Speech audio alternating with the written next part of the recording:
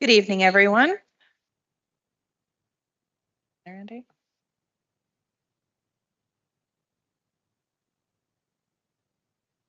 Okay, we're going to call tonight's meeting to order, and we will begin with an approval of tonight's agenda. Can I have a mover and a seconder, please? Councillor Andrews and Councillor Prendergast, all in favor? And that is carried. Any disclosures of direct or indirect pecuniary interest? Seeing none, we will move into the singing of our national anthem, and I'll ask that you all rise if you're able.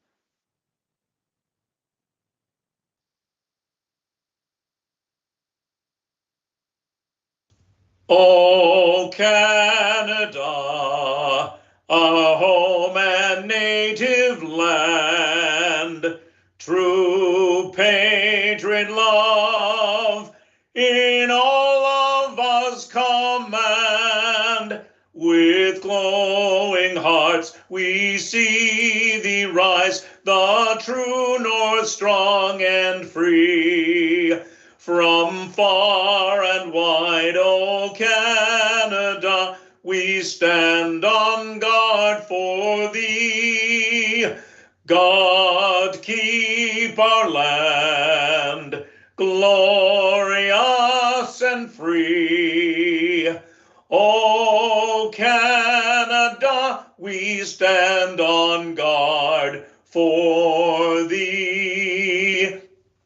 O Canada, we stand on guard for thee.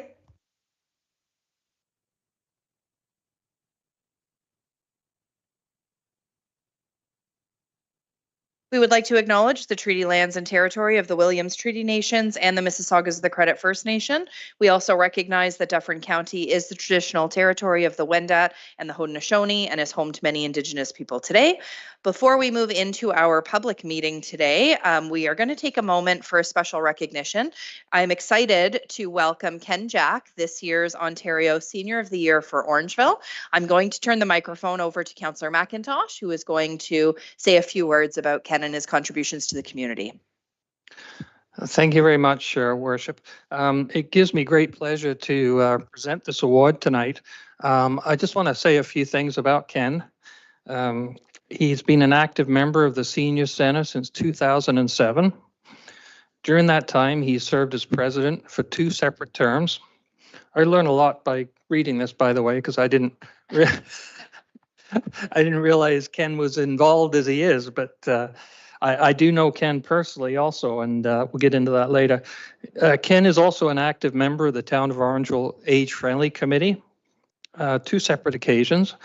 He leads the fun and fitness class 1 or 2 days per week since 2018, and we recently had the honor of seeing him perform some of his moves.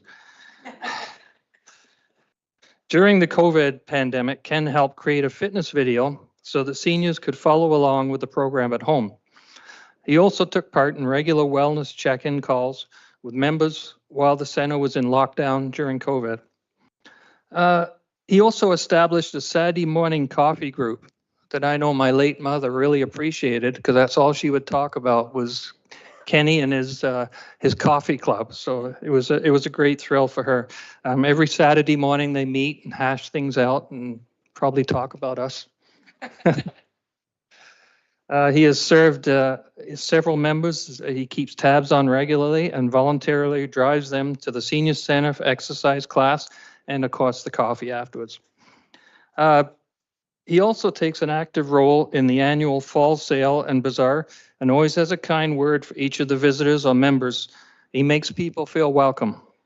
And one of the things I'd actually forgotten about with Kenny, back in 1973, I'm sure some of you weren't even born then, but Kenny was responsible for bringing soccer, helping bring soccer along with my dad and a bunch of other people in town. And I'd forgotten all about that because I used to play back in 1973 and I remember Kenny quite well.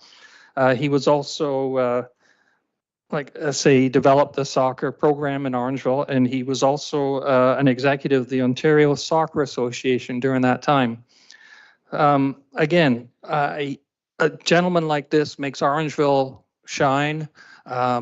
It's a great honor to have him, and I know like I say, he was good friends with my late parents, and my mom in the last few years of her life, she just loved going for this coffee, and this is what it's all about, is seniors getting together and having a good time. So it gives me great honor, and I also have to thank his wife Anne for keeping tabs on him. I'm sure she. So it gives me great honor to present the Ontario Senior Citizens Award for Kenny Jack for this year. I think it's a long overdue honor for him, and congratulations, Kenny. Thank you.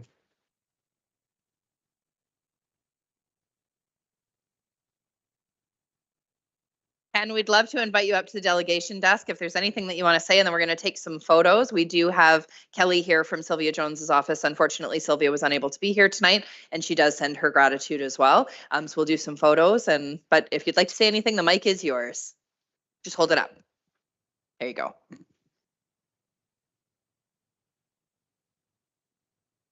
I love how prepared you are. If I can get it open. Okay, first of all, I'd like to thank Brenda Watson for putting in the resume from a senior centre. Also, a thanks to the Orangeville Council for having me as Senior of the Year. I thank my daughter and son-in-law that came from Kitchener tonight.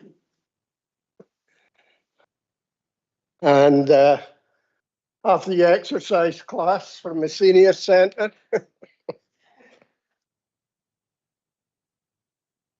Last but not least, I thank my wife, Anne, for putting up all the meetings and stuff I had to go to.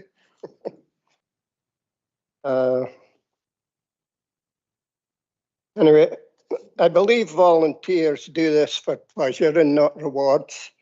I'd like to thank all the volunteers around town for all that they do. Yeah, that's it. Run out of paper. Thank you so much, Ken, and an ongoing thank you for everything that you continue to do for our community. I'm going to call for a brief recess while we just hop out into the atrium and do some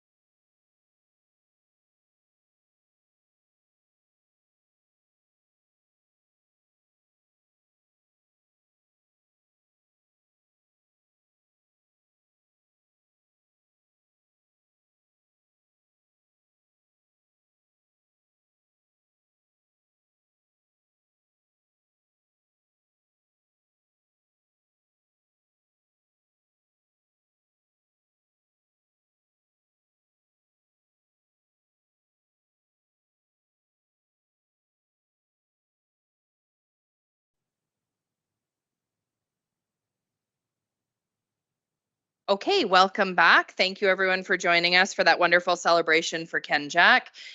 Tonight's meeting is being aired on public television and streamed live and may be taped for later public broadcast or webcast. Your name is part of the public record and will be included in the minutes of tonight's meeting. Any member of the public that's connecting via telephone is reminded to press *6 to mute and unmute. Please remain muted until the chair requests comments or questions from the public.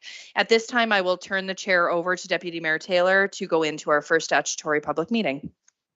Thank you very much, Your Worship. This will start the public meeting procedure for tonight. All members of the public are permitted to speak to the statutory public meeting agenda items. However, only residents, taxpayers, service providers, or members speaking on behalf of an association or organization that serves the town of Orangeville are permitted to speak to non-statutory public meeting items. All members of the public are welcome to submit correspondence to any item on the agenda, which will be considered public information and entered into the public record. So at this time, we will cover off item 8, statutory public meeting 54 to 56 and 63rd Street, INS 2025-031. So anyone who would like to speak to this matter, please call 1-289-801-5774 and enter conference ID 197-652-830. Callers will be invited to provide their questions or comments following the conclusion of the presentation. Any member of the public connecting via telephone is reminded to press *6 to mute and unmute. And anyone who wants to be notified of further consideration of this topic, please submit your name, phone number, mailing address, and email address to clerksdepartment@orangeville.ca or call 519-938-6756 and reference 54 to 56 and 63rd Street. So at this time, we will have a presentation by Angela Mariani of Wellings of Orangeville. If you could please come to the podium.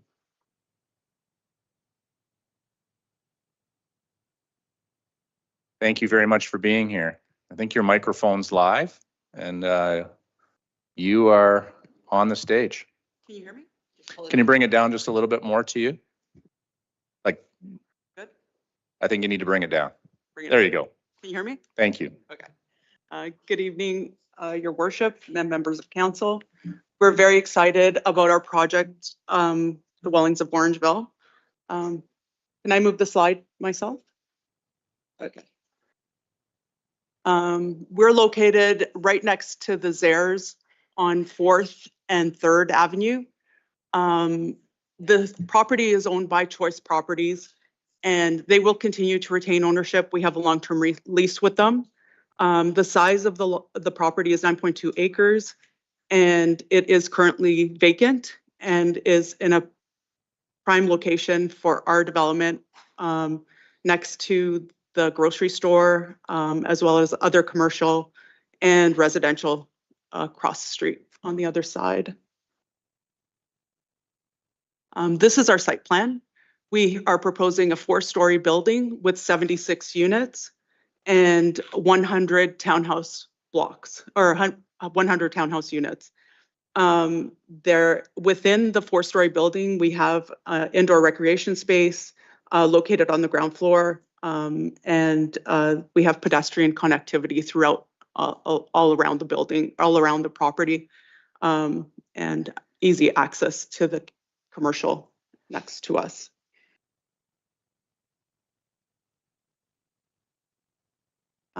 We're providing 231 total parking spaces, 85 for the mid-rise and 146 for the townhouse units.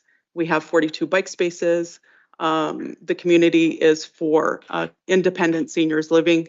Each of the units has stove, fridge, dishwasher, washer, dryer. And there's an indoor amenity space, a restaurant, bar, health club. That's all within the 4-story building. These are some 3D images that our design team created. So that's from 3rd Street. That's from the north facing. And then just some of the townhouse blocks and the 4-story building, just a nicer view of all of them. We are requesting a zoning bylaw amendment to rezone the site from commercial C1 to an RM1 residential site-specific multiple residential medium density RM1 zone. We do require some site-specific provisions for the rear yard setback, the height. We would like to add the driveways and garages into the parking calculation. And we need a reduction in parking from, I think it's 1.5 to 1.12 for the apartments and 1.46 for the townhouses. As well, we require, and then as well, the zoning bylaw, just the justification for that is that we are next to residential. We think this is a great location for our type of development with active seniors to access the commercial sites as well as the park in behind and the residential located directly across on the other side of the street. We also require an official plan amendment to rezone from, to change the designation from commercial to residential. Also, we do employ about 30 or 40 permanent and part-time workers in our development. And we do have a kitchen staff and 24-hour concierge within the building. And these are some of the elevations that we have of our building and townhouses. These are images from one of our buildings in Stittsville. That's the kitchen, family room, bedroom. They're all beautifully appointed. And that's our bar, our active area, bar, restaurant, just the amenity space, gym. And just a little bit about our community. We provide desirable, carefree seniors, independent living, rental apartment units. This is a need for every community. We're one of a kind. We only build independent seniors residential. We're award-winning, global award-winning company. We provide living options for independent seniors, allowing them to remain in the community and age in place without paying for any services that they don't need. Ideally located with pedestrian access to the grocery store and restaurants, and there's a very close to the bus lines. We have indoor amenity space, which I showed with the restaurant, bar, fitness area, common area. Our residents are always doing puzzles or playing games in the common area. As well, we provide outdoor amenity space with patio, community garden, and a wandering garden. We provide full-time and part-time jobs for 30 to 40 people. And we have, and of course, we've been around for over 30 years. We've built communities throughout Southern Ontario as well as Alberta. And that's the type of development that we'd like to bring here. And I think that's a perfect location for it. I'm happy to answer any questions. Very good. Thank you very much for your presentation. Is there anyone on the line at this time that would like to speak to that matter? No? Okay. Is there any members of the public that would like to speak to this matter? No? Okay. Any questions from council at this time? Oh, we got one person? You just have to come up to the mic. Yeah, come up to the mic, please, sir.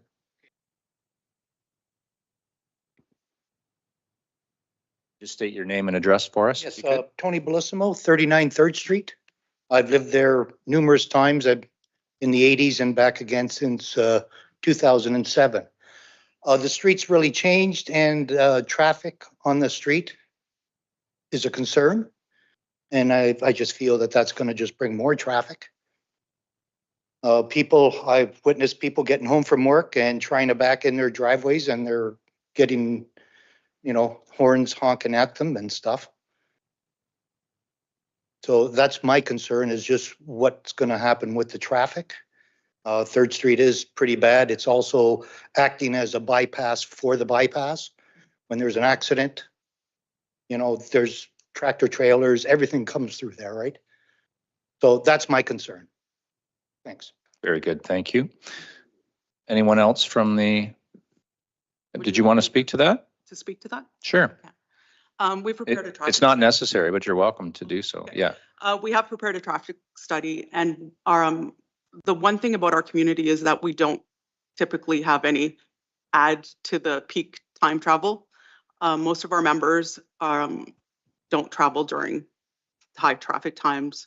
They will typically, and with a community like this, we've reduced the number of parking spaces because we feel that in our other communities, it's usually a 1-to-1 per unit for parking. But also as the residents become, we call them members of our community, and Mr. Jack is a perfect example of what a Welly would be in our community, very active community leaders. And typically we've noticed that a lot of our residents, as they age, don't have cars anymore. They try to reduce the amount of cars that they have. If they have one, or if they have two, they usually have one.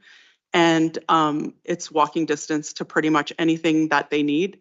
They become more part of the community and will, you know, walk over to the Zehrs and go walk around the area more often than they would driving around. Understood. Thank you for that. Anyone else? Go ahead. You state your name and address, please. Yep. Matthew Smith, 38 McCarthy Street. I was looking at the site plan here, and it doesn't look like there's any, unless this is going to be the town's planning to add it in later, any sidewalks planned for 3rd Street on the east side of 3rd Street. So if this is going to be a like a pedestrian focused area, I think that's something that is going to have to be considered as well. And then along with that, on the south side of 4th Avenue, I guess, the same thing. I think there are sidewalks there, but it'd be nice if in the future the town could consider even widening them to make it a lot more pedestrian friendly. Because if we're going to not want total car reliance and we're going to encourage people to walk, nice wide sidewalks would make people feel more comfortable for that. And the other part I just thought about too was with the public transit aspect of it. As far as I know, the only bus stop there is on the north side of 4th. And that's actually something I delegated to council about 2 years ago, trying to cross the street of the busy 4th Avenue, trying to cross the street to catch the bus. So the town staff may want to consider having an additional transit stop on the south side as well to service people so they don't have to cross the road to catch the bus. Very good. Thank you for that. Mr. Koslak or Mr. Mayor, did you want to speak to the sidewalks? Through you, Deputy Mayor Taylor, that's something to be looked at as part of the development. If we do need improvements off-site to accommodate the development, and be coordinated with the review of the development. There's also discussion about having a roundabout at the intersection of 3rd and 4th. So that'll be considered as part of any property requirements, and ensuring the design accommodates the current layout, but also in the future if that is done. So we'll work with the developer to accommodate that. Very good. Mr. Koslak, just out of curiosity, what about the wider sidewalks? Do you want to comment on that too? Yep, through you, Deputy Mayor, I guess back in the 1990s, the standards was a 1.2 meter or 4-foot sidewalk. In the late 1990s, it changed to a 5-foot sidewalk. So there are quite a few sidewalks in town that are the narrower 4 feet. And we've had a program replacing some of the damaged sidewalks, but also some of the areas where they are narrower. This is something, if the development does go through, we'd probably move it up in the priority because there would be more pedestrians in the area, but we'd monitor it and compare with the others. Very good. And then the last one was, did you or Mr. Mayor want to speak to the bus stop situation? I assume we would look into it as it progressed, but maybe you could just offer your thoughts. Sure. Through you, Deputy Mayor Trailer. We'd look at it as part of the development. That's one of the things with our transit routes. We continue to monitor it, and we are looking at putting the option of a pedestrian crossing in the area where the Zehrs entrance is. So that way, if somebody is on the other side, they can go across to get to that bus stop. So. Okay. Yep. Very good. Anyone else tonight? Yes, please come forward. State your name and address, please. It's Lisa Maggiore, 46 3rd Street. My husband and I have lived in Orangeville for well over 30 years. We own 2 houses on 3rd Street, 36 and 46. So our concerns is, just like Tony, our neighbor, mentioned, is the traffic. I mean, I think it's a great idea that we're gonna get housing on over there. I'd rather housing than more retails happening over there. But also I wanted to ask about the bypass that like through Hanson, when that's gonna open up, because our street is like a freeway. You can't get in, you can't get out, you can't back into your driveway. There's so many times there's accidents, about to happen, people honking. My husband was backing out one day, one guy just, gunned it, and it's dangerous. Also wanted to mention that because we are in a housing crisis and there is not enough housing here in Ontario, as we're well aware, just wondering, and maybe it has been mentioned, I think some of them are rental units, or are all of them rental units and some of them that you can buy? And are any of them, I guess, affordable housing for people? Sure. Because, as we know, Orangeville is, I guess, not to even mention the property taxes, but that's a whole other issue. The property taxes here are exorbitant. And so, yeah, is any of those units going to be affordable housing? And that's it. Thank you. Yep, very good. Thank you for your comments. Mr. Kosak, do you want to cover off Hanson first because it was the first one? Sure, through you, Deputy Mayor Taylor. Wasn't sure when you talked about the Hanson bypass, are you talking about the area the other side of Blind Line, or? Oh, okay. Yeah, so it's the connection, the bridge, right? Okay. And I guess that's something that'll be done as part of the development when that occurs. We have an application later in the agenda for the development going forward. And I guess depending on how sales go, they'll be going forward in the next year or two. Very good. Ms. Mariani, did you want to speak to the rental versus own? Yes, thank you. I'm always happy to talk about our communities. We are all rental. And we try to be, we're not considered affordable, so we don't qualify for any grants. We fall out of any of that. But we do try to be at least 20% lower than our competitors. We are all facing the same crisis when it comes to construction. Cost of construction is very high, cost of land is very high. We still try to provide all of our services and like beautiful homes for our residents, our members, that we are very proud of, and our model is, so we ask for a $500 deposit on any new community, and once if for whatever reason once we go through the construction and they're not happy with the location anymore, we'll give the $500 back. We have a month-to-month rental, so you're not tied to a lease for a long period of time. So it is a benefit to the community because we want to keep them there, but also our members always have that option if they're not happy any longer or need to leave for whatever reason. They may require more care. We don't provide any care, so it's just total independent living, and it's a fun community where everyone we want to keep and make them happy, and we want them to be happy in our. That's why they're members. They're part of the growth of our community. And we have models throughout Southern Ontario, so we're very happy. If you Google Wellings, you can look at all of our communities and how they're thriving. Very good. Thank you for that. Any further questions? Yes, please. State your name and address, please. I'm Adjoa Sodia. I'm at 44 3rd Street. So I just moved to Orangeville from Brampton, mainly to get away from congestion and people.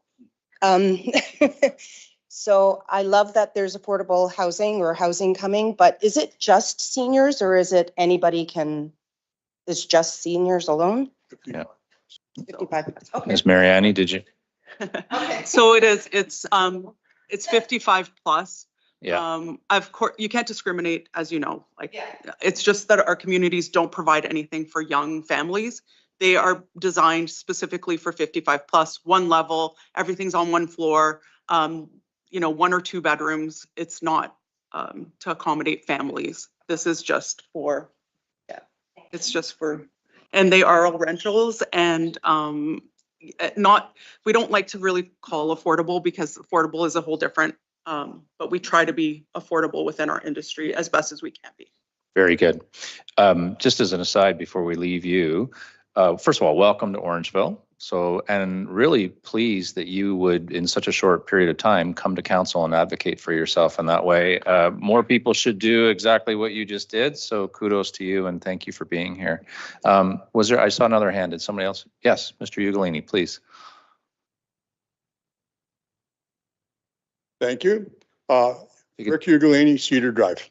My question is, now this has been brought up in the past from other developers, and they have found out that one parking space is not enough for senior developments because people are still, any senior development that I've been going through lately, because I'm looking to downsize, I'm interested.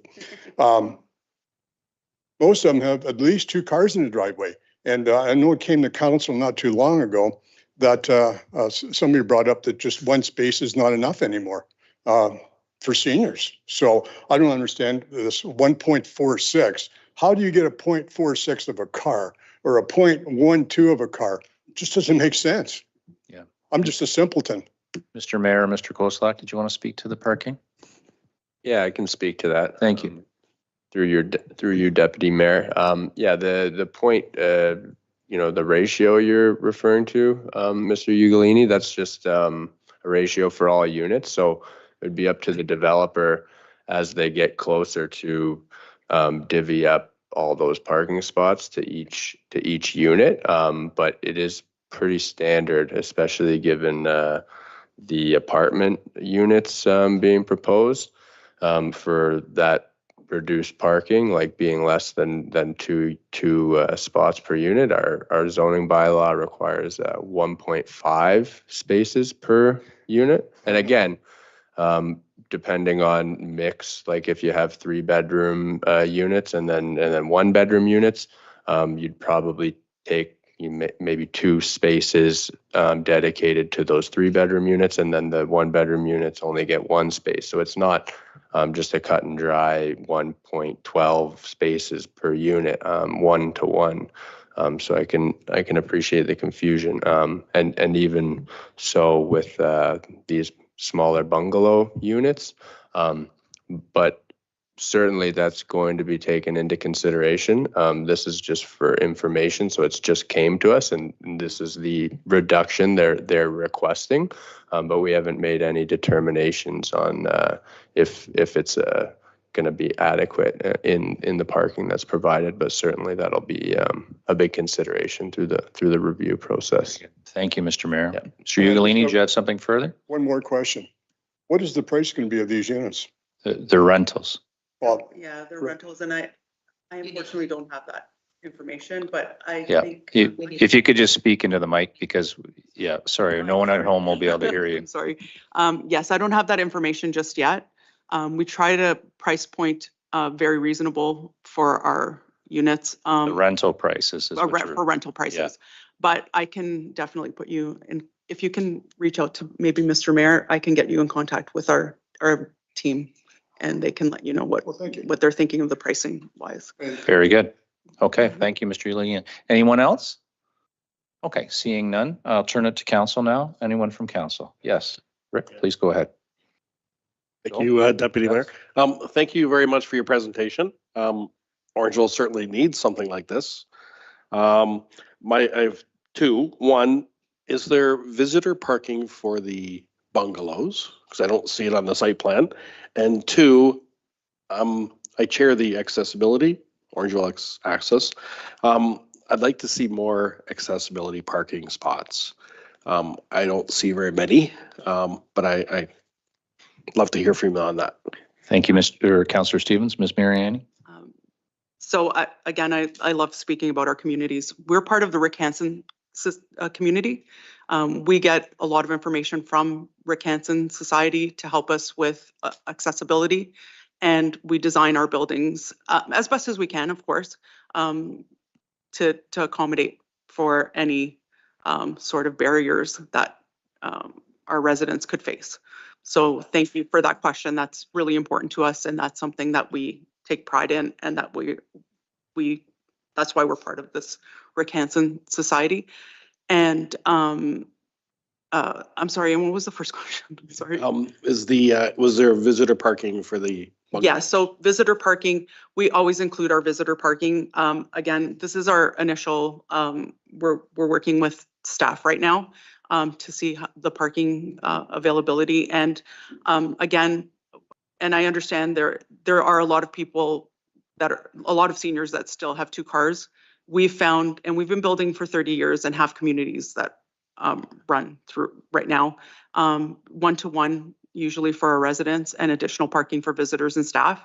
So anything in excess of that will be for visitors and staff. But we do always take all of that into consideration. Very good. Thank you. Councillor Stevens, are you okay? Yes, thank you. Okay, Councillor Andrews and then Councillor Pendergrast. Well, thank you very much, Deputy Mayor Taylor. Mariana, Miss Mariana, thank you very much for your presentation. I also want to thank the members of 3rd Street for being here this evening, putting on 2 hats as the chair of the Affordable Housing Task Force, where we had our open house last week. It would have been lovely to have you there to provide your input. But having said that, also wearing my hat for economic development and culture, you'll see where I'm going with this. Really delighted about this possible development in our community. Absolutely needed. When we talk about affordable housing, the rental side is an absence. We do have a number of condominium developments that have been approved by council, but having this as an option for those within our community or those that might be considering relocating to our community is an added plus. The other piece that I wanted to make a comment on is the employment opportunities. Familiar with some of the long-term adult lifestyle facilities that exist not only in our community but across this province, having to relocate some family members who were still very active and still remain active, enables them to have that interconnectivity with members that are of their senior community. I'm encouraged by what you mentioned there as well. The question I want to pose, I noticed you had, I guess, some photos from your Stittsville location and some of your other locations in the province of Ontario and also in Alberta. Do you have full ownership of those sites, or is this a unique situation where you are looking at a long-term lease with the property owner? Is that something that is part of your wheelhouse, or is this something that is unique to Orangeville specifically? We started working with Choice probably around 2021, and they had a lot of parcels of land that were vacant for 20 years plus. Of that portfolio that they had, we optioned about 10 of the properties. So this is one of 10 that we're working on right now. The first one is under construction, which is Bradford. We just received approval in Port Hope and Innisfil, and now working through this site as well. Okay. I think this is a perfect location, similar to Bradford. Mm-hmm. Bradford has residential across the street, and yet it's part of a big plaza with the grocery store, etc. So we like that type of community as well. Our founder thought that building Stittsville, which is one of the photos that I showed you, that community was built around a grocery store, and it became very popular. And we realized that, you know what, everyone loves to walk to the grocery store and get fresh food every day, not have to, pull out the car and go for a drive.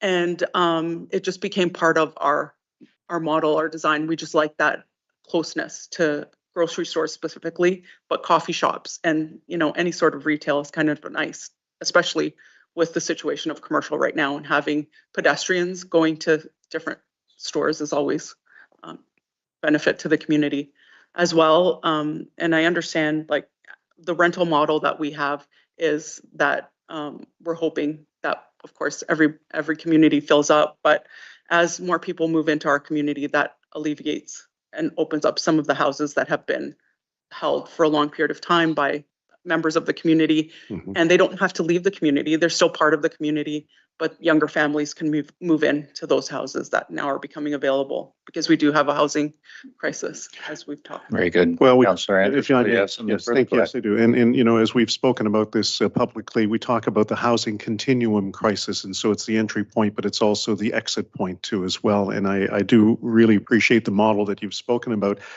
Just, I guess, two more points, more of a comment. The inner workings of your operation, I also really like, because the commonality between the residents, their common room, fitness room, the on-site restaurant, that kind of activity provides an opportunity for community to develop. And I think in these times, people don't necessarily want to give up that community. They want to actually build upon it. And that's something that's very unique about Orangeville. And again, I also appreciate the residents from 3rd Street who spoke about the traffic. And I think that it's very important to have an understanding of, as has been highlighted by staff, the number of people that would be coming and going if it is a walkable development, which again, its location really encourages that. We may see a reduction in the number of vehicles that are being used, or in fact, residents that rely on that.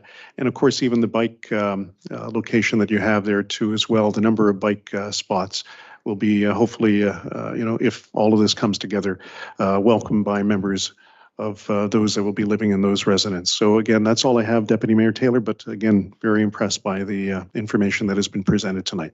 Very good. Thank you, Councillor Andrews. Councillor Prendergast. Thank you, Deputy Mayor Taylor. Through you, I have some questions for the town. My first question, just thinking of our tax dollars, is this loss of commercial tax revenue, would it be an issue? What would that potential loss be versus what we would be getting from residential tax? Yeah, I can speak to that. Thanks, Councillor. Well, that's a good question. I mean, this site currently is vacant, so as you probably know, it's not bringing in much tax at all. So, definitely any kind of redevelopment is going to have a much higher assessed value, much more taxes post-development. As far as that exact change from what a typical commercial proposal would be, that's something we can get rough numbers through the review. I know, depending on what the tax rate that would apply, like the multi-residential rate, it's not a huge difference between the commercial and if they've got a mid-rise in there, so you are getting quite a big tax increase compared to commercial being one story. So again, I'm not an expert on how that assessment translates into taxes, but certainly we'd want that information as part of the justification for this land use change. Thank you. I appreciate that. I know there's not a lot of vacant land left in Orangeville, and our taxes, they are higher than other municipalities. We can own that. So as long as we're using our land smartly and we're not losing any potential revenue, it's something to consider. I did have another comment too, just about infrastructure upgrades surrounding that area. And similar to what Mr. Smith had brought up, just how the town can ameliorate pedestrian crossings. There is a daycare right there and a proposed senior facility where Orangeville may put its first roundabout. I don't know how that might work, but I'm just trying to think about the inner workings of a roundabout close to those vulnerable populations. If that is something that was still being considered, I'm not sure, but the PXO that maybe is suggested closer to theirs is a very smart idea, along with sidewalks, etc. Mr. Koslak, did you want to speak to that? Through Deputy Mayor Taylor, one of the things with a roundabout, I always had that concern about crossing them, but people say they're a lot safer than a normal crossing because traffic only comes one direction. You only have to look to your left to see the traffic coming. It's not two-way traffic. So a lot of ways it is safer. You cross and then there's a center median and you can cross around. So I think it'll be safe. Our speed limits are only 40 kilometers an hour in town. So I think it'll be safe, and we'll look at that through the design. And as part of it, when we have new developments occur, then we'll look at upgrading some of the infrastructure. It is a four-way stop or three-way stop currently. So it does provide a connection for people crossing to the school or to different locations. But we will continue to work on it, and we can bring up infrastructure upgrades in the area when development occurs. You have one more? One more question for the developer. My question is more of a comment. It was really great to see a community garden added. I am the council member for Sustainable Orangeville, and our community garden plots are at a premium. So it's exciting to see that the seniors residents would have that for members on site. So thank you for including that. Oh, you're welcome. We love that as well.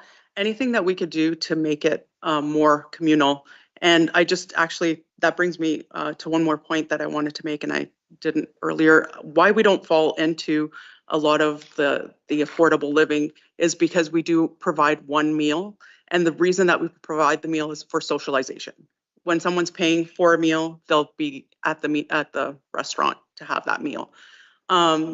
They can have any meal, breakfast, whatever is available, breakfast, lunch, dinner, or at times in different communities, we also allow them to save those meals to have a family dinner for their family. But it is a lot about socialization. I know if anybody has older parents or grandparents, they'll know that they get really lonely. And that's what we're trying to avoid, is trying to keep that togetherness, that community feeling. And the gardens are part of it. Everyone has kind of a role and takes on a role. And it's kind of nice to see. I'm currently working out of the Wellings of Whitby, which is one of our newer projects. So I watch them all. I watch it all the time. Some of them are really shy and they come in to the community and they don't get, they just try to fit in. And then you see them with a group of other people. It's so nice to see that. It's really nice to have that togetherness. So that's great. Thank you very much for that. Councillor Stevens, you had a follow-up? Yeah, thank you. If this goes forward and you start building, is it going to be the whole community going to be built at once, or is it street by street? So we typically, this would probably be a 3-phase. What our typical, we would start with the building first because it has all the amenities, and as that gets to a certain point and we don't need this, we have more area for staging, we'll probably do phase 1 of the townhouses. And then of course it's all dependent on how many people we can get into the community. We're always hoping, I mean, if it's a community that has a lot of interest, we will build as quickly as we can. We also have our own panel factory in Brockville. So a lot of the townhouses and the building comes from our own panel factory.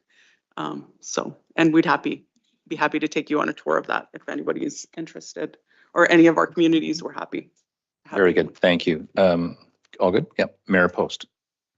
Thank you very much, and thank you for your presentation. I actually wrote my thesis on aging in place, so I really appreciate all the thought and care that went into the planning of these developments, because they do encompass a lot of that community piece that's so important. I've got a few comments or questions, I guess. I appreciate Mr. Smith coming forward and talking about pedestrian infrastructure, because that was on my list as well. I think that this development is actually in a really perfect key place where we do want to see that type of density. In fact, I would say that you could probably add a couple of floors to the condo building and make it a 6-story rather than a 4, because I think that would make a lot of sense in that area, being so close to all of the amenities that are there and it being walkable. It's actually exactly where we would love to see density like that. Although I do think that we do need to take care of the congestion issue, and hearing the thought about a roundabout is a great solution. I think one of the reasons we see so much congestion as it is right now on 3rd Street is because of the 3-way stop. We get tons of traffic backed up and nobody's moving through. So there seems to be a bit of a problem with that. So I think if we can solve the traffic issue in that area, I think there's a great opportunity to add additional units there and make it 6 rather than 4. I think that would make a lot of sense in that space. But I do think that the pedestrian infrastructure and the cycling infrastructure would be a really important key piece to have in that area as part of site plan discussion. I also think that, and it was tough to tell from the image that's here, but I think it's really important that we have an entrance in onto 3rd Street and one onto 4th Ave, because I think that it'll be important to have people get to the highway easier if they are leaving the subdivision that way. What else did I have in my list? The other thing that I was going to ask about, I did some research on your company and kind of looked at some of the other developments that you've done, and they're beautiful. They've got great reviews. Everything is wonderful. I did notice that it does come with the one meal, which again, I think is great for community. But for those who are looking for a more affordable option, is there any opportunity to opt out of that meal in order to have a lower rent? Just again, trying to find a way to make it a bit more affordable for seniors in the community, because I think you've got a great product here and I think it's one that will do well, but I would love to see a more affordable option for seniors as well. And I think by opting out of that meal, if that was an option for those who needed to, even if it was 10% or 20% of your development that had the opportunity to opt out, it would be a great opportunity to bring down those rents and really have an affordable product in the community. Ms. Mariani? Thank you, Your Worship. We will definitely consider your question. I can't really speak to that. We try to keep the model the same only because we like the socialization and we just hate that someone would opt out of a meal and then miss out on some fun. It's all about the activity and of course we can talk about it internally and see how that would work out. We always try to be as affordable as we can be in our industry, as I said, and but I think it's something that I'll take back to my executive team. I can't make that decision, but I think it's all about the socialization as well as being affordable and as well as being nicely appointed for the community. So we can discuss that as well if you'd like to discuss that further. Mayor Post, okay. Very good. I just wanted to weigh in quickly too. I guess I'm last hosting the meeting. First of all, thank you so much to your company for coming to Orangeville and investing in our community. We're very grateful that you're doing that. I think that the location that you've chosen is absolutely perfect. And it's funny, I'm nodding my head again as the mayor is speaking, but I'd encourage you to go back too and see if there was something that you could do that was a little bit higher. There is demand here. And I think that what you're offering is going to fit our community in a really strong way. So thank you so much for being here. Appreciate that very much. So at this time, we need a motion that report PM 2025-008, 5456 and 63rd Street Public Meeting Information Report, OPZ 202502 be received for information. Could I have a motion to do that? Councillor Andrews, Councillor Prendergast, any further comments? Seeing none, all in favor? Very good. Thank you, everyone. Thank you so much for being here. We appreciate your time. Okay, item 9, statutory public meeting, Edgewood Valley Phase 2B, red line revision to plan of subdivision and ZBL. So we will go through the normal formalities of this. Anyone who would like to speak to this matter can call 1-289-801-5774 and enter conference ID 197-652-830. Callers will be invited to provide their questions or comments following the conclusion of the presentation. Any member of the public connecting via telephone is reminded to press *6 to mute and unmute. Anyone who wants to be notified of further consideration of this topic, please submit your name, phone number, mailing address, and email address to Clerk's Department at orangeville.ca or call 519-938-6756 and reference Edgewood Valley Phase 2B Plan of Subdivision, Red Line Revisions and Zoning Bylaw Amendment, PM 2025-007. And at this time, I welcome back Ms. Elliott. So thank you for being here. Nice to see you again.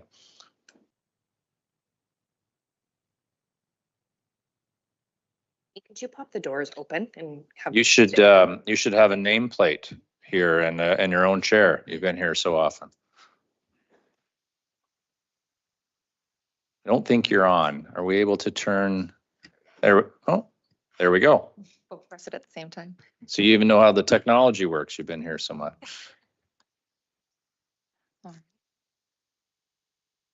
Through you, Mr. Chair. Good evening, members of council, staff, and the public who are in attendance online and in person. Thank you for allowing me to present today. I'm here to talk about the duplication, the red line subdivision plan and associated zoning bylaw amendment applications identified as Town Files SUB 2007-01 and RZ 2025-01.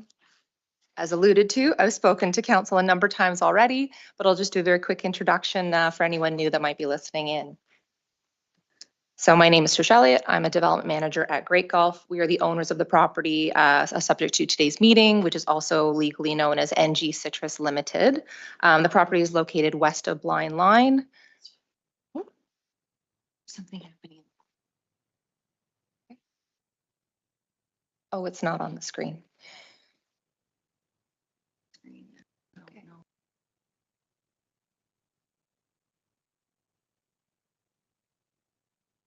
Do we need to take, no, we're okay?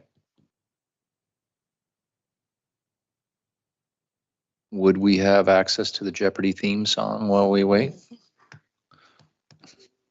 Can we do that?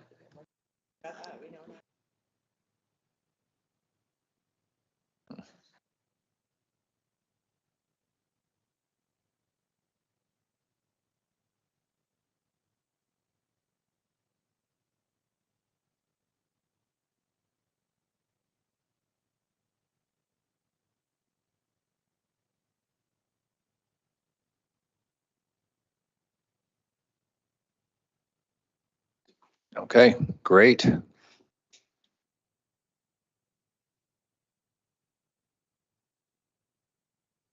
I had the mental countdown going that if we didn't get it in the next 10 seconds, I was going to call a recess. So it looks like we're good to go. Ms. Elliott. Just missed a cover page, so not too much.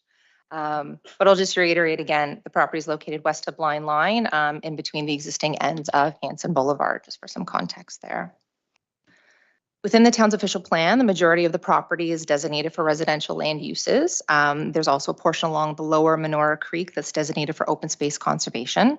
The lands are covered by two categories within the official plan's residential density plan, low density residential and low density multiple. These permit a range of residential unit types, including single detached townhouse dwellings, and in densities to a maximum of 25 and 49 units per net residential hectare.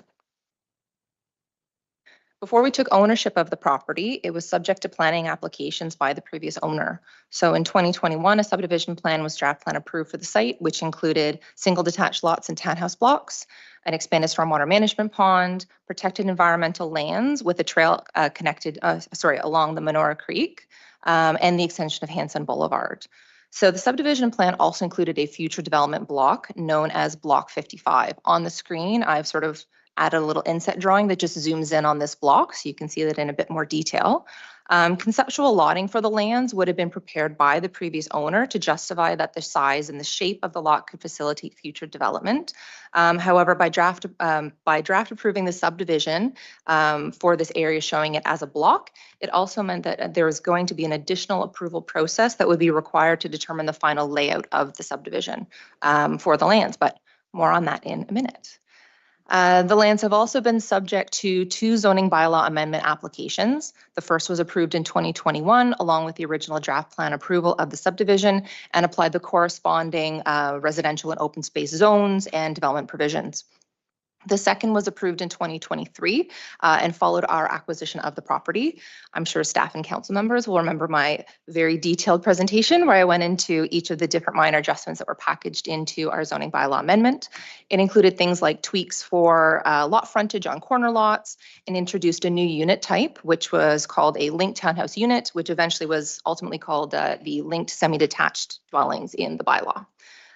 These updates were intended to clean up the zoning bylaw provisions now that we had begun to prepare and cite our house models, and also open up a little bit of flexibility to respond to some market conditions. Since we've taken ownership of the property, a lot of work has been undertaken to keep the development moving forward. I've said this before in this room and other places, but I just think it's important and bears repeating. The development process is quite complex. It takes a lot of time. We're only at council for key moments, such as new application submissions, when they're approved, or when agreements are being finalized. But there are 100 both big and small things that happen every single day before a subdivision has to be, registered or building permits can be issued. So to literally only name a few, this can include things like obtaining permits from the Credit Valley Conservation Authority, preparing and getting urban design guidelines approved, and doing earthworks to the lands themselves. So while it might appear that nothing is happening on the site, there's no changes, nothing new, things are moving slowly, I can assure you there has been and continues to be a flurry of activity just behind the scenes. And through this slide, I really just wanted to highlight a few of the major things that have happened since the last time I was here, which wasn't that long ago. We got our detailed engineering design drawings approved, and that's a significant step. This is going to allow us to tender the work and plan for construction. Also, last time I was here, we had the development charge credit agreement for Hanson Boulevard that was approved for finalization, which was, again, a really great step in being able to move forward on that project. And of course, I've got a couple of photos on the slide. A huge milestone occurred on May 24th when we were able to open our sales office. The response has been very positive so far, so we're feeling optimistic that we're going to keep continuing towards construction of this subdivision. And all of that brings me here to the reason why we were here today. We have filed 2 applications, a red line plan of subdivision and the zoning bylaw amendment. These applications are following through on that additional development review approval process that I refer to in speaking about the original subdivision. So I'm not here to make any changes to the existing approvals or the provisions on the rest of the subdivision. I'm really focused in on just that block 55 that was on the slide. The lotting, the road network, the environmental protections from the existing subdivision, that's still in place. That's not on the table today. And really the intention of having this future development block 55 move forward is that so that it can catch up, so to speak, with the rest of the subdivision. And similarly with the zoning bylaw amendment, it's just to facilitate that new lotting in that block 55. With these approvals in place, we'd be able to provide certainty to purchasers of what their community is going to look like, what's happening sort of across the street from where they might be buying, and will allow us to both sell and construct the entire subdivision comprehensively, which has some benefits. Over the next few slides, I'm going to go into details and provide some visuals as to exactly what I'm proposing for these applications. And we'll hop through that. This is probably my most important slide. So first we'll look at the red line application itself. So on the slide, you're going to see a picture of the whole subdivision. In the dark blue outline, and I apologize anyone that's colorblind, I can afterwards explain the details. The dark blue outline reflects the block 55, and the red lines are the new lines that are going to be added through this red line application. So you can see there's no revisions outside of that block 55 limits. The triangular shape of the lot and its location adjacent to environmental protection lands as well as Hanson Boulevard creates some unique opportunities and challenges. So what we're proposing here is a layout that can provide active streetscapes, connections and views to the natural heritage area. It also increases the unit mix within the community, but is also something that is cohesive and compatible with the existing subdivision layout. So first, in pink, we're creating 3 single detached lots. These are consistent with the adjacent single detached lots along the street and will minimize driveway conflicts from a safety and snow storage perspective along the bend of the road. Next, in the light blue, there are 14. There are 14 street townhouses or linked semi-detached units, which are located across the street from the existing block within the subdivision. And this keeps the built form along that stretch consistent. The blocks in yellow are a brand new dwelling type for this subdivision. They can be called dual frontage or rear access townhouse units. So since Hanson Boulevard is a collector road, we know that it's important for the space to be pedestrian friendly and designed with an active streetscape. These units will contribute to this by having their front door and architectural interest located along Hanson. And this built form is also consistent with units that are a bit further west along that street as well. Another feature of these units is that the driveways and garages will be accessed from the cul-de-sac in the rear. One of the key benefits to this is it keeps the driveways off of Hanson, and this is going to avoid traffic conflicts, snow storage, and visibility issues. Due to the topography of the area, there's also a grade difference between Hanson, which is a bit higher, and the rest of the subdivision, which sort of slopes down as you move away. These units are going to help transition that grade into the subdivision, so you don't have to have retaining walls or grading berms to sort of deal with that transition. And by introducing a new unit type into the subdivision, we're also increasing the unit mix and the diversity of housing choices that are available to residents. And of course, finally, we have the 2 green blocks on the slide. These will be parkettes and transferred into the town's ownership upon registration of the subdivision. So one of them, the one located adjacent to Hanson, will serve to as an enhanced trailhead for the trail that's going to be constructed throughout the Lower Monora Creek area. The alignment of the original trail had been designed with the rest of the subdivision, and when it got to Hanson, it was just sort of connected to the sidewalk. With this block being added in place, because it's outside of the environmental protection area, we have the opportunity to level off the space a little bit, put some benches, some signage, add a little, community gathering community gathering space or somewhere people can stop along the trail along the way. The second block is located at the end of the cul-de-sac and is a little small. They're kind of just a connection point. And this is going to allow for connection to that trail system within the subdivision. Originally, that trail had two connection points, one on Hanson and the other on the just east of the subdivision where Meyer meets Mason Street. But by allowing this connection here, residents within the community have another opportunity to exit and enter that trail, increasing the connectivity and access to the natural environment. And further to this, the alignment of the cul-de-sac also improves that connection with the community to nature, both by this physical access, but also by a view terminus. So when looking down the street, you'll see that green space instead of it being sort of located behind private spaces. And now for the zoning bylaw amendment application. So this slide is just visually highlighting the changes to the actual zones reflected in the subdivision layout. The lands in pink here will be zoned R4 with special provision 24.238. This is a change that's needed to permit single detached dwellings in this area, and it's the same zone that is applied to all of the units sort of abutting it along the southern side of Meyer. And the lands in green will be changed to an OS1 zone, and this is needed to reflect the parkette and the trailhead proposed land uses. The rest of the lands within Block 55 are Zone RM1, Special Provision 24.226, and these already permit townhouses and linked semi-detached dwellings and does not need to be adjusted. On this slide, I've highlighted the location of the rear access townhouse units, just for some visual reference. I've also included some images of rear access townhouses that we've constructed in other communities. I just want to start by emphasizing these images are just examples. They're just here for reference. We haven't designed the models that we would be putting into this location, but I wanted to give a sense of sort of what the streetscape would look like and sort of, again, that connection into those units. So while the RM1 special provision 24.226 zone on the lands is appropriate for these types of dwellings in broad strokes, the town zoning bylaw inherently doesn't capture all the nuances of a rear access townhouse in the parent provisions. So sort of out of an abundance of caution, we're making an application to add some proposed text changes that would ensure there's no misinterpretations or issues when we're actually applying for building permit applications. So for example, the zoning bylaw would define these blocks as through lots. And in through lots, the front lot line is established wherever the principal access to the lot is.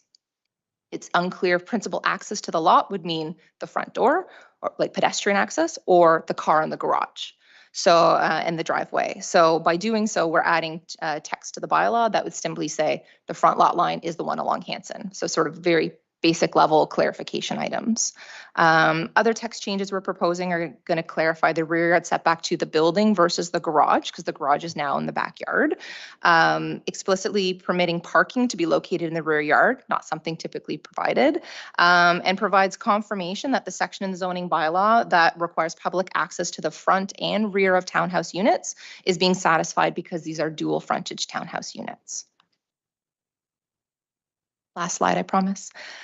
Finally, I'm putting it all together on this slide with today's approval, with approval of today's application on the Block 55 lands. This would be the resulting layout of this community, as well as sort of the zones overlaid again with a bit of color there. I'm happy to answer any questions about today's application. I appreciate their significant interest in the broader subdivision, and I will try to answer those questions to the best of my ability, while understanding there may be some details that I might not be able to address today. Very good. But again, thank you very much. Thank you very much, Ms. Elliott. Is there anyone on the line at this time? Seeing none, is there anyone in the audience who'd like to ask a question? Yes, Mr. Ugolini, please come forward.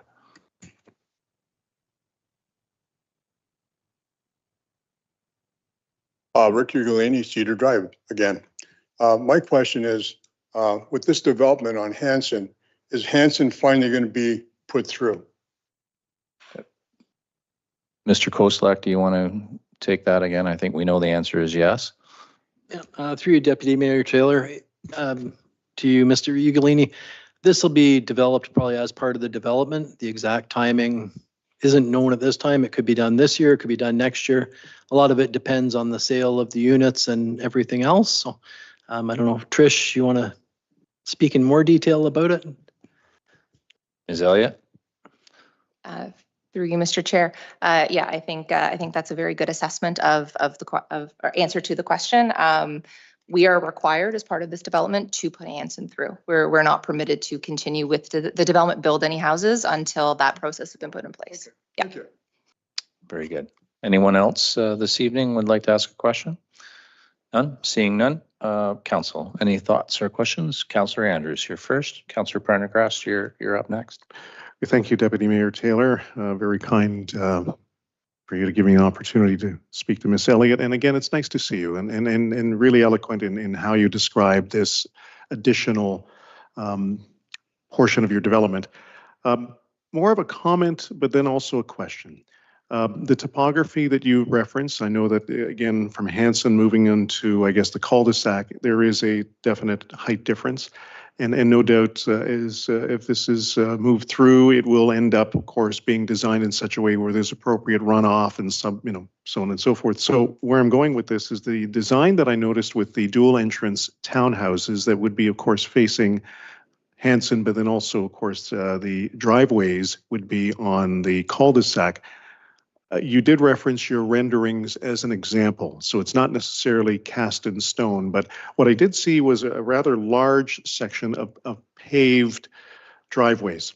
I couldn't figure out the entrance point from the rear perspective into those particular properties, and would that be commonplace for your design to have that kind of rather extensive portion of asphalt, or would it be, again, you've indicated it's just a kind of a conceptual drawing visual, but it does give somewhat of a perspective that it's just massive amounts of asphalt there facing the cul-de-sac. Ms. Elliott? Through you, Mr. Chair. I'll just go back to that slide so we can bring it up. The bottom two images on this slide sort of show two different conditions, actually. So the one on the left is, I believe, the one you're referring to. That's, again, one example we've done in a particular community. I can't remember which one off the top of my head. And so in that case, the access from the rear would be through that garage. The one on the right-hand side is one where you have the garage is kind of that bump out on the left side, and then there is sort of a grass connection and a doorway connection into that space.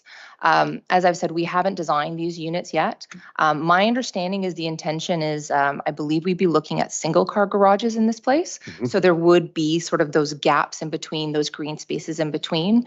You can see that some of the lots here are actually quite deep. So we're also looking to see where we can put those amenity spaces, and certainly we have our civil engineers on board so that anything required for water balance and runoff is definitely taken care of as well. And through you, Mr. Chair, more of again, another comment. I do like the idea of the diversity of housing mix, and you do reference a little bit further west on Hanson, something very similar to this, especially from the facing of Hanson. Last comment about the little parkettes. Great idea. The importance of having it connected to our trail system. And again, also being respectful to those that might also be part of the other portion of that subdivision, having an entry point also to join. I think it makes great sense. But thank you again, Ms. Elliott, for your presentation. Thank you very much, Councillor Andrews. Councillor Pendergast. Thank you, Deputy Mayor.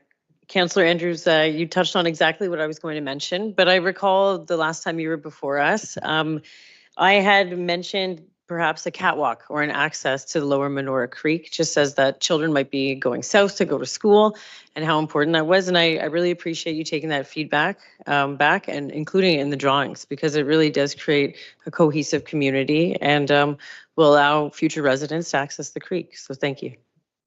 Very good. Councillor Stevens. Thank you. Through you, Deputy Mayor Taylor. I think it's a great idea. I live in Montgomery Village. My driveway and garage are in the back, in the laneway. I mean, I have a detached dwelling, but I like the different renderings and different options for people to buy. I think it's a great idea. Okay, very good. Any further comments or questions? No, seeing none. We will move to the motion as in the agenda that council receive report PM 2025-007 Edgewood Valley Phase 2B Plan of Subdivision Red Line Revisions and Zoning Bylaw Amendment Public Meeting Information Report RZ 2025-01 for information. Can I have a motion, please? Councillor Stevens, second by Councillor McIntosh. Any further comments or questions? Seeing none. All in favor? Yes, okay. Thank you, everyone. Thank you very much for being here. Wish you all the best, Ms. Elliott, and was glad to see, by the way, that your sales center is doing so well. So congratulations. Okay, everyone. So item 10, public meeting, Clean Yards Bylaw. And again, we will go through the rules and regulations here. Anyone who would like to speak to this matter may call 1-289-801-5774 and enter conference ID 197-652-830. Callers will be invited to provide their questions or comments following the conclusion of the presentation. And any member of the public connecting via telephone is reminded to press *6 and to mute and unmute. Anyone who wants to be notified of further consideration of this topic, please submit your name, phone number, mailing address, email address to clerksdepartment@orangeville.ca or call 519-938-6756 and reference Clean Yards Bylaw PM 2025-005. And at this time, I'll turn the floor over to James Bramley, who is the Supervisor of Licensing and Bylaw Enforcement. Mr. Bramley. Thank you, Deputy Mayor Taylor. Just give me a second to get this up. You had all that time while I was rhyming off all the rules and regulations. I would have thought we'd be ready to roll here. Yeah, in jest.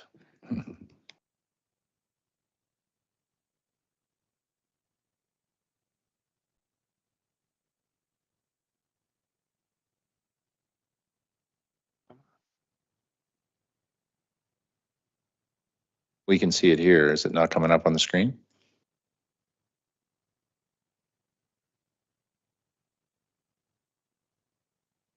We haven't had any other issues all.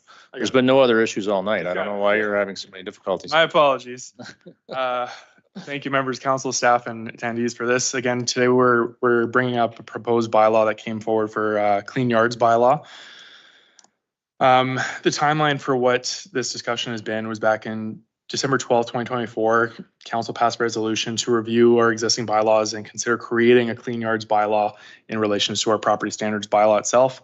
April 2025, staff submitted a report covering the extent of what a Clean Yards Bylaw would be encompassing in itself, which brings us today for the public meeting and in a hope to bring the bylaw forward in July to actually be in place.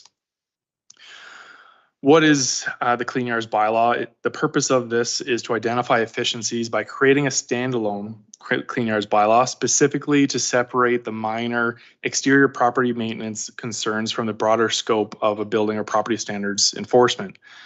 The new Clean Yards Bylaw would aim to enable a faster compliance for common complaints such as long grass, refuse, debris, and snow that's taking place on properties, while still allowing the property standards bylaw to focus on a more critical, larger scope issues that affect more of a structural and safety matter in itself. So when we go over the analysis and current situation of how we're doing our enforcement, currently all of these issues are covered by our property standards bylaw. This bylaw ensures that all of our properties are safe, clean, and structurally sound. It applies to all properties, not just residential. It's commercial, it's industrial and residential, and covers building conditions, like I said, yard maintenance, but also occupancy standards itself. Our authoritative body comes from the Building Code Act, that's section 15 through section 15.8, that covers what our authorities are and the structure of this bylaw. What this process looks like, we start with our inspection. Our officers go out and do a general inspection. If a violation is found, they would be able to issue an order to comply.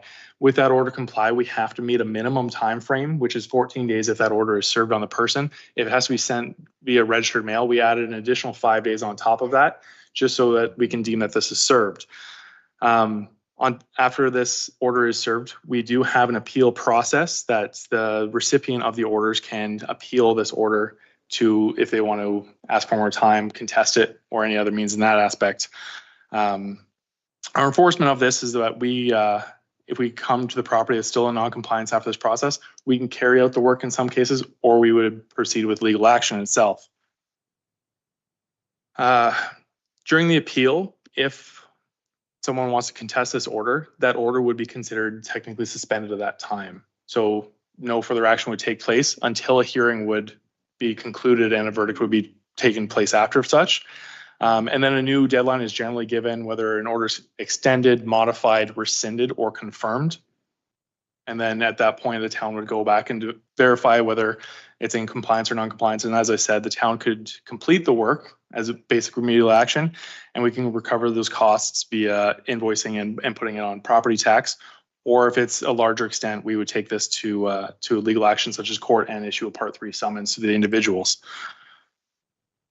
As I said, the right to appeal, this is dictated through the property or the Building Code Act.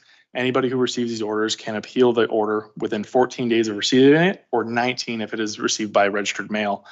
The authority of the appeal committee is to confirm, modify, rescind, or extend that order.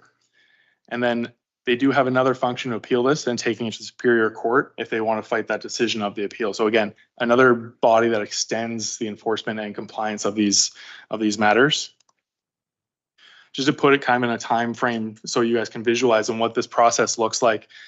When an inspection goes out and an order needs to be issued, we have to ensure that we're issuing that order to the registered owner. So sometimes we can get out there on the first day, but a lot of times we have to come back, search up the registered title, and go through the bylaws. Some of these orders can be quite extensive in length in itself, which is why I have 1 to 3 days generally.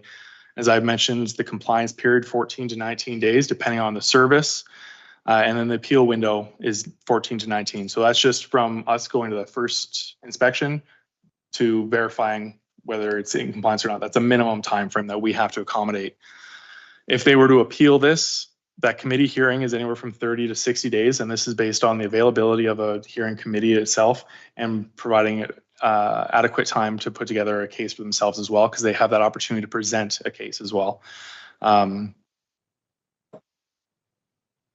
The court appeal, so if they wanted to appeal that decision from the hearing, is 14 days with that decision.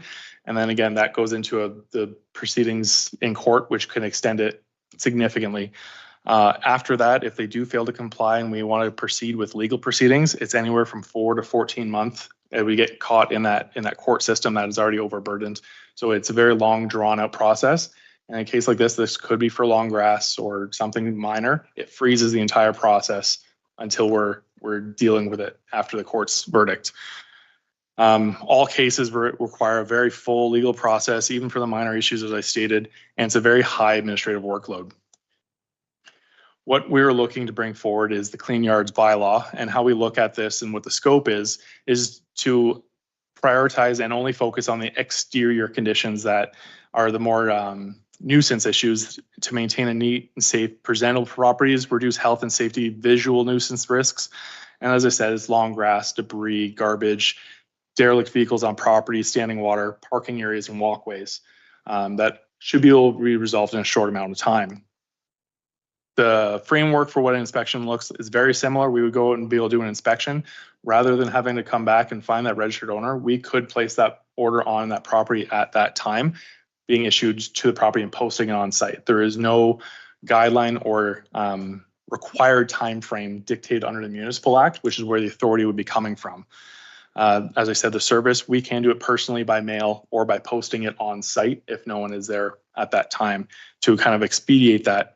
There's no appeal function that is directly related to this throughout the Municipal Act. It would be a staff consideration, an administrative consideration to deal with that. And the enforcement is similar at that as well, that we could carry out the work if it is minor in nature and feasible, or we could still take it to the legal process and go through court if required. The costs for recovery, if we were to complete the work, would still be able to put on the property tax. So it's not just coming out of taxpayers and the town's fees. And again, this is taken from section 446 of the Municipal Act and what gives us that authority to do so. And for the legal action, there's kind of two aspects to it, is either going to court or issuing a penalty notice, which will be a further presentation later tonight to address what a penalty notice actually is in itself. Just a quick comparison of what we're looking like between the property standards and the Clean Yards. Property Standards Building Code Act is where all that authority comes from for us to enter inspections, issue orders, and that aspect, where Clean Yards is strictly from the Municipal Act. Property Standards is more structural safety, where Clean Yards is more nuisance and only exterior. The time frame, as I've stated, for Property Standards can start anywhere from 14 to 14 months, where a clean yards we can deal with. There's no time frame. We can issue an order and you have 24 hours to comply with it. And it's dealt with much quicker. And for a simple garbage bag or a long grass, should not require 14 days, 19 days to comply to that issue. And I'll keep continuing on. Just for kind of statistics of what we're looking like right now with property standards, it is by far our most common complaint that we come in. And as of 2024, there's 278 files that came through. Respectively, this year, we've had 122. The next closest investigation style and issues would be boulevard maintenance. And that's again, dealing with garbage on a boulevard, long grass on a boulevard. We can deal with the same manner. It's under the Municipal Act. It's less than half of what the property standards, and we can deal with those much quicker. When I went through all these stats, approximately 180 of these property standards complaints were related to garbage and grass in themselves. So it's something that is very prevalent, and the majority of these calls are coming through with these minor complaints that should be able to expedite this process. Next up, just kind of an average of days to close, and to put it in perspective, and I want to credit our officers to this, of being able to attend these pretty quick. For our property standards, our average time to close is 26 days. With that appeal function and those 14 to 19 days, that is a relatively strong number. But again, if you look down to the boulevard maintenance issues, it is still significantly lower and something we can address significantly quicker. So again, we want to get out to the complainants. We want to get out and address these issues that the neighborhoods are bringing up and be able to fix them in a quicker time, where we don't get those phone calls of why hasn't anything happened as of yet.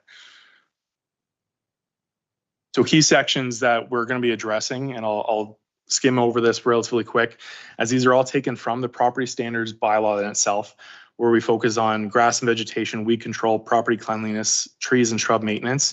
All grass on the properties are not to exceed 6 inches in height. We want to ensure that all weeds under the Noxious Weed Act are not present on the property. So again, I mentioned the Noxious Weed Act because it's not dandelions. This is things like poison ivy or hogweed, something that's detrimental and addressed through that legislation. Property cleanliness, as we want to ensure that the property is free of dangerous trees. So dead trees, branches falling over the property, we want to still accommodate that. So we're not waiting those long periods of time to accommodate. And we're not obstructing our roads, sidewalks, stormwater in that aspect. So we can get on those pretty quick. Next section, dealing with refuse in itself, that all of our properties will be free and clear of all refuse and garbage. And we do go over in detailed of kind of what falls under that scope, and it's pretty comprehensive in itself. And then accessory structure will be free and clear of all garbage as well. So you can't have a shed in your backyard for garbage storage in itself as well. We address dumping as well, as again, we do have the littering bylaw kind of up for review next year, that we won't want people littering on the property. We can encompass this here.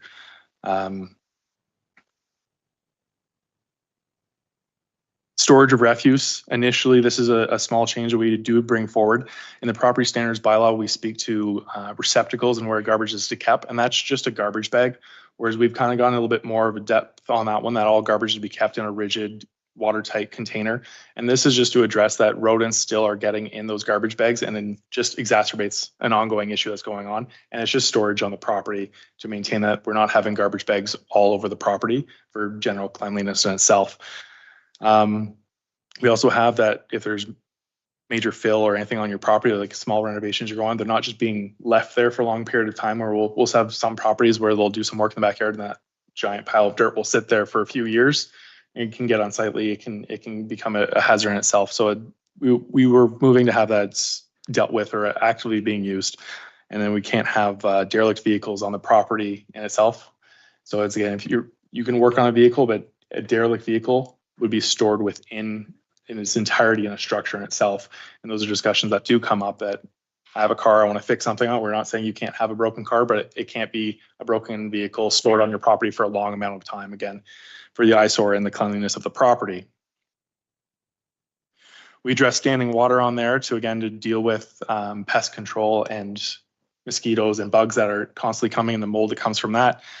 Same with excavations for standing water. We deal with the sump pump and stormwater drainage from eaves troughs, ensuring that they're not being drained onto neighboring properties and they're not directly draining onto your property. Again, this is to focus on not flooding neighboring properties' basements, your own basements, and then addressing stormwater draining appropriately. In conclusion, adopting the Clean Yards bylaw would streamline enforcement, reduce the procedural and resource burden associated with statutory requirements of the property standards bylaw for minor violations, and enhance both community and responsiveness for resident satisfaction. Is there any questions or feedback to the Clean Yards bylaw? Thank you very much, Mr. Bramley. Is there anyone on the line at this time? Nope, seeing none. Anyone here tonight? Yes, come forward and just state your name and address, please. Matthew Smith, 38 McCarthy Street.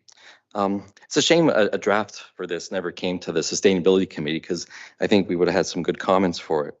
But I see here where it says grass and vegetation must be trimmed to a maximum height of 6 inches.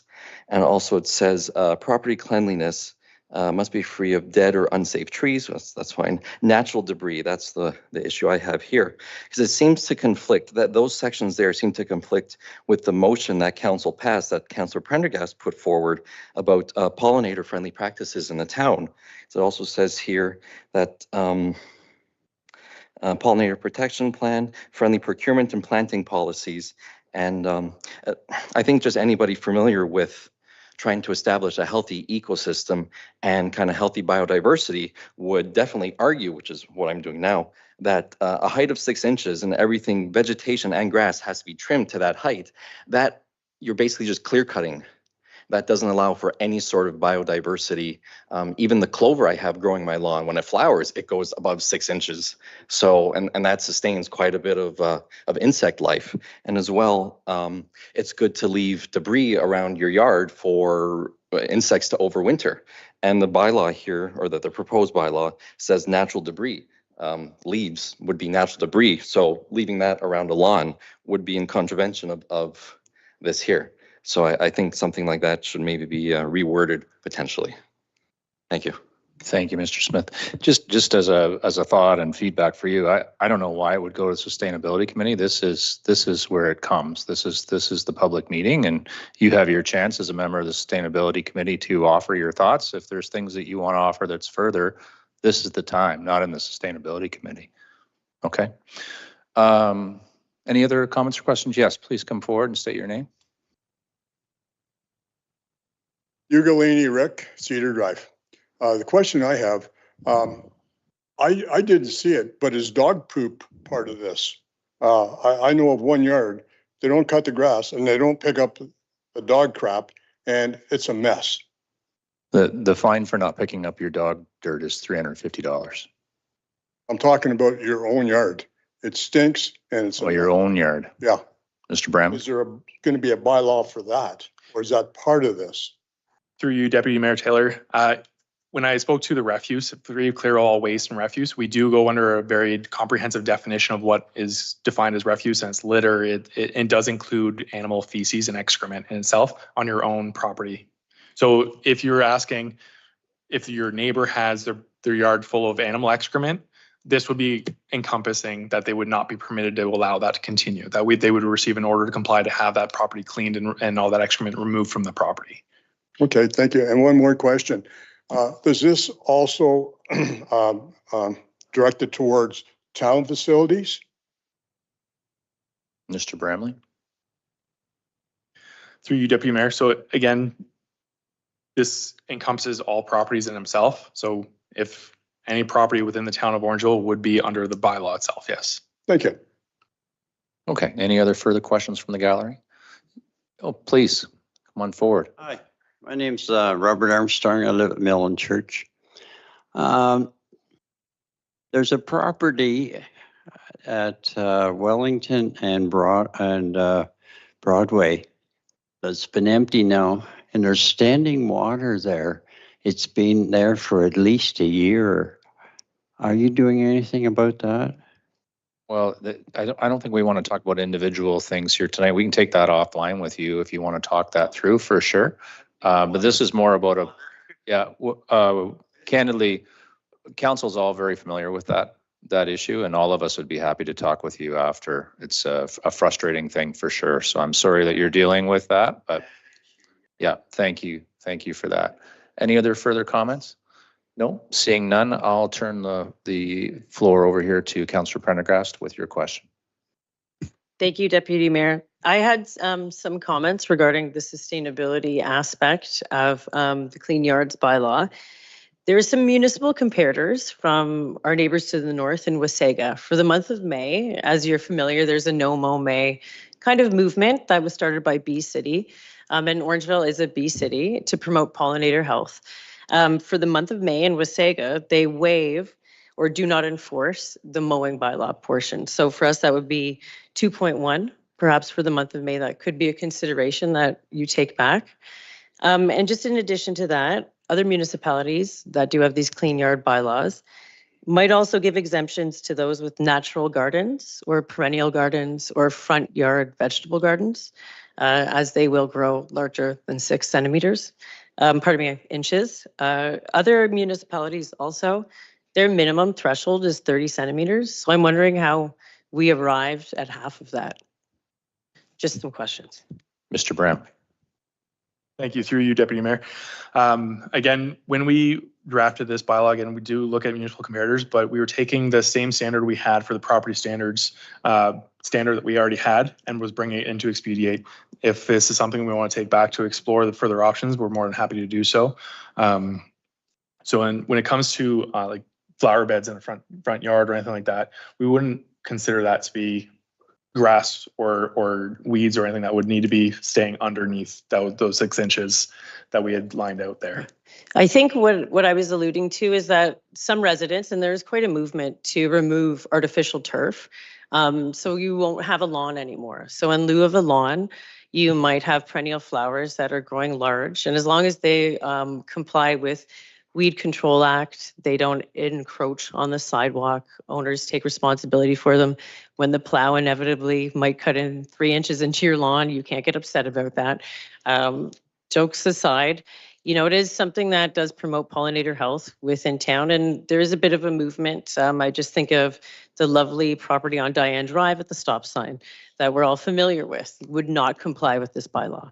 So I'm just looking to see if we could find exemptions that would allow residents a bit more autonomy with their front lawn. Very good. So you'll just take that back and potentially incorporate? Absolutely. We'll take it back and review and consider. Thank you very much. All good. Okay. Councillor McIntosh. Thank you, Deputy Mayor. A couple of quick questions. Would this take care of the, I want to call them garbage bins, but those big green bins that people put in the driveway, and we've had somebody come to council and complain about them being there all year, sort of thing. Would this take care of that issue? Dumpster. Dr. Bramley. That's it. Through you, Deputy Mayor. We don't define the dumpsters as refuse in themselves. It's something definitely to take in consideration. And if we want to do kind of put like a timeline, if they're actively being used, there's no concerns there. But I do hear what you're saying when there's dumpsters on site that are a year down the road, nothing's been happening from it. Something we look at land use as well on that aspect. So again, if they're maintained clean and in that aspect, we would address it under here. For the larger aspect, for the long-term storage, it wouldn't really encompass this aspect of the bylaw. Okay, thank you. My second question, when you talk about prosecution and all this, I know we used to, back in the day, have local lawyers basically on retention for the town. Do we have such a thing now? I know we can't afford to hire a lawyer, like a staff, but like the big city. But do we have anyone on retention, a local lawyer?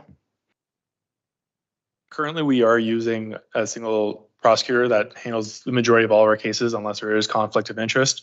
That's been working with us for the last number of years. Thank you. Very good. Any further comments or questions? Seeing none, I'd just like to offer a few things. First off, I applaud you for the clean yard bylaw report. Mr. Bramley and I deal with each other on a variety of issues, and unfortunately, I've seen the horrors from a resident's perspective. And there's one instance in particular that's top of mind right now, and the gentleman's trying to sell his home, and the house beside it is a junkyard.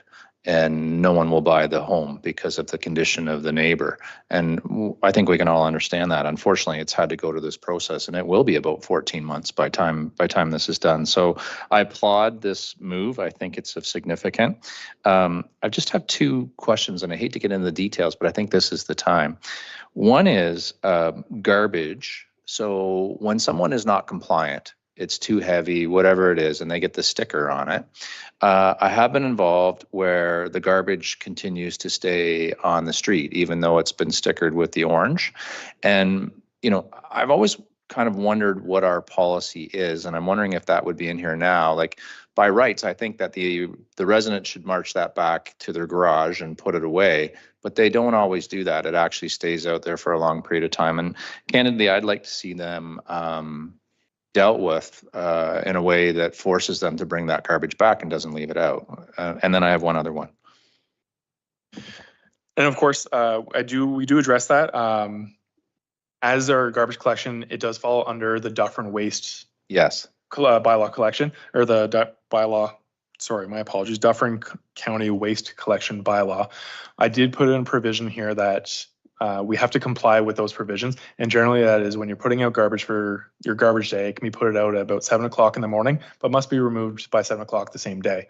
So if we came back and it is past your garbage day, this would encompass that you're not permitted to have the garbage out for that. And we could then follow through either picking it up and invoicing for that service, or again, issuing that order requiring you to remove it from that area. I just think it's important that bylaw enforces it, and the county is supported in that way, because I'm not sure we've quite got that nailed as we sit here now, and I want to make sure that we're going to as we go forward. So peace with that. The second one is derelict vehicles. There is properties in town that are, where some sections of town are older, so the lots are larger, and candidly, they're junkyards. That would be the deputy mayor's assessment of what their property looks like. And you'll see, multiple vehicles, and by multiple, more than 2 vehicles that are sitting there for long periods of time and are clearly being worked on or used as parts or that sort of thing. We don't do a great job of getting those cars off the property. Like, there's always a nuance as to why we can't. And I've dealt with the neighbors who are upset and frustrated that they're having to look at this. And I think that's worthwhile bringing up here and just making sure that in your interpretation of what you've presented, is that going to get it down, and what is acceptable, and what would we do in those situations? Absolutely. Again, we do go through what we would classify a derelict vehicle, and generally, if it is not roadworthy, it is a derelict vehicle. If it is unlicensed, if there's no license plate on it, it is a derelict vehicle. If there's missing windows, broken windows, missing tires, in that aspect, and it is not be able to pass the safety to be on the road, it would be considered a derelict vehicle. And how many are they allowed to have on their property? There is no, unless you are zoned as a junkyard or storage or garage, there are no derelict vehicles permitted on your property, and that is still the same standard as the property standards currently. But we don't do a great job at doing that now, and it's not an insult. It's, please don't take it that way, but that's the case, right? So I'm just hoping that as we move into this new world, that we could get bylaw to be aware of that. Hopefully, this has got enough teeth to make sure that those properties can no longer do that. Absolutely. Yeah. Okay. Great. And Councillor Stevens, thank you. Thank you. Just going to add on to yours, Deputy Mayor Taylor. Are these complaint based only, or does bylaw, if you're out driving around and you notice something, would you act upon it? Through you, Deputy Mayor. And our enforcement policy and how we do it is complaint basis. We do not proactively go out seeking violations on properties. Again, we focus on education first and then enforcement after the fact. To go out and proactively seek out in violations throughout the town, that would be, we understand there's a lot out there. Again, we don't want to, infringe on people's privacies, and just seeking out and targeting, especially if there's certain neighborhoods that have a harder time maintaining it as well. That it's, as we continue right now, we are complaint based. Okay. No other comments or questions from council at this time. So we need a motion that council receive PM 2025-005, proposed clean yards bylaw for information. Could I have a motion to do so? Councillor McIntosh, Councillor Stevens. Any further comments or questions at this time? All in favor? Yes, that passes. Thank you very much, Mr. Bramley. Appreciate you, and it was a great report. So item 11, public meeting, administrative penalties. Anyone who would like to speak to this matter can call 1-289-801-5774 and enter conference ID 197-652-830. Callers will be invited to provide their questions or comments following the conclusion of the presentation. Any member of the public connecting via telephone is reminded to press *6 to mute and unmute. Anyone who wants to be notified of further consideration of this topic, please submit your name, phone number, mailing address, and email address to clerksdepartment@orangeville.ca or call 519-938-6756 and reference administrative penalties PM 2025-006. And at this time, Mr. Bramley, you're back on the hot seat.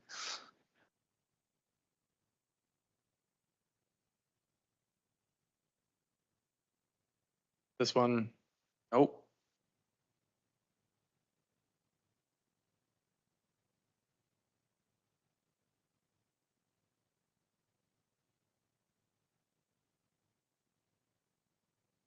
Correct. There we are. Again, thank you. I want to bring to your attention the administrative penalty system bylaw that has been in talks for quite some time now. Just to go over the timeline and what's brought us here today. Back in September 9th, 2024, staff presented council with a report to kind of cover what the APS system is and requested staff begin the implementation of this program. Early in Q1 2025, we have drafted this bylaw and have brought us here today to discuss what this bylaw actually encompasses and a goal to bring it forward July and shortly after. What is an administrative penalty bylaw in itself? It is a bylaw that provides municipalities with a framework to enforce bylaws using monetary penalties rather than traditional court processes. The system simplifies the enforcement of regulations such as parking, property standards, noise, animal control. I do want to make an amendment here, and I apologize. Zoning is not encapsulated on this, as the Planning Act does not permit the penalty system. This enables a faster, more efficient resolution method. By immediately imposing penalties, it encourages compliance by reducing backlog in the court system, designed to be fair and transparent. It includes a review process for contesting penalties. This approach not only enhances enforcement efficiency, but also cost-effective, saving resources for both the municipality and citizens. Going over a background of how this introduction is into our bylaw enforcement. The current system that we lay charges in is under the Provincial Offences Act. It's a procedural framework for regulatory and non-criminal offences that we use Part 1, Part 2, and Part 3. So it's minor offences that can be a handheld, small little ticket you'd often receive from a police officer getting kind of a speeding ticket. It's very similar to that.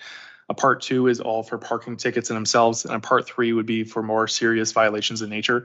And that's when I spoke to previously, a Part 3 summons having to go to court and having to resolve it in court. Transitioning to the administrative penalty system, this framework first came into effect back in 2007 when Bill 130 was passed, and this was allowing the administrative penalty system to be established for parking offenses in the creation of this program. And then Bill 63 and 177 in 2017 came into effect, and that's when we brought into the Municipal Act and the Building Code Act in itself to allow us to address all non-parking related matters. Again, I will say that the fire code is now addressing this as well, that a lot of legislation is moving into this direction. The benefits that we face going into this is we're shifting out of that court-based system where, as I previously stated, it is a long, drawn-out process that is overburdened and overtaxed by all of the municipalities and enforcement agencies that rely on it to enforce and lay penalties. This process does provide a fair and efficient process, as it's an in-house carried process with an appeal mechanism to ensure that there's transparency and clarity to the process. Going through from the beginning, a penalty notice is the replacement of a charge or a ticket. It is in the form of a ticket, but we reference it as a penalty notice as it is going out. The defendant, when they receive this, has two options: to pay it directly to the municipality, or they can dispute it to a screening officer rather than taking it to court. The appeal process is a screening officer, which is held in-house, that would go and do a review with the complainant or the defendant to go over the notice in itself and to explain that whether it's valid or not. And they have the option to either rescind or extend payment on it. And if there's any extenuating circumstances, they take those into considerations. If they don't agree with the screening officer, which is held in-house and is a municipal employee, there is a secondary appeal function as a hearing officer, which is not employed by the municipality itself, or they don't work for the town. And it was the same process. They would go through a hearing with that individual, go over the evidence, and that decision would be final and binding with the same authorities as the screening officer for what decisions they can have. The efficiency is much quicker than having to go to court, as this is generally extended over 60 days that can be resolved rather than the 14 months as we previously discussed.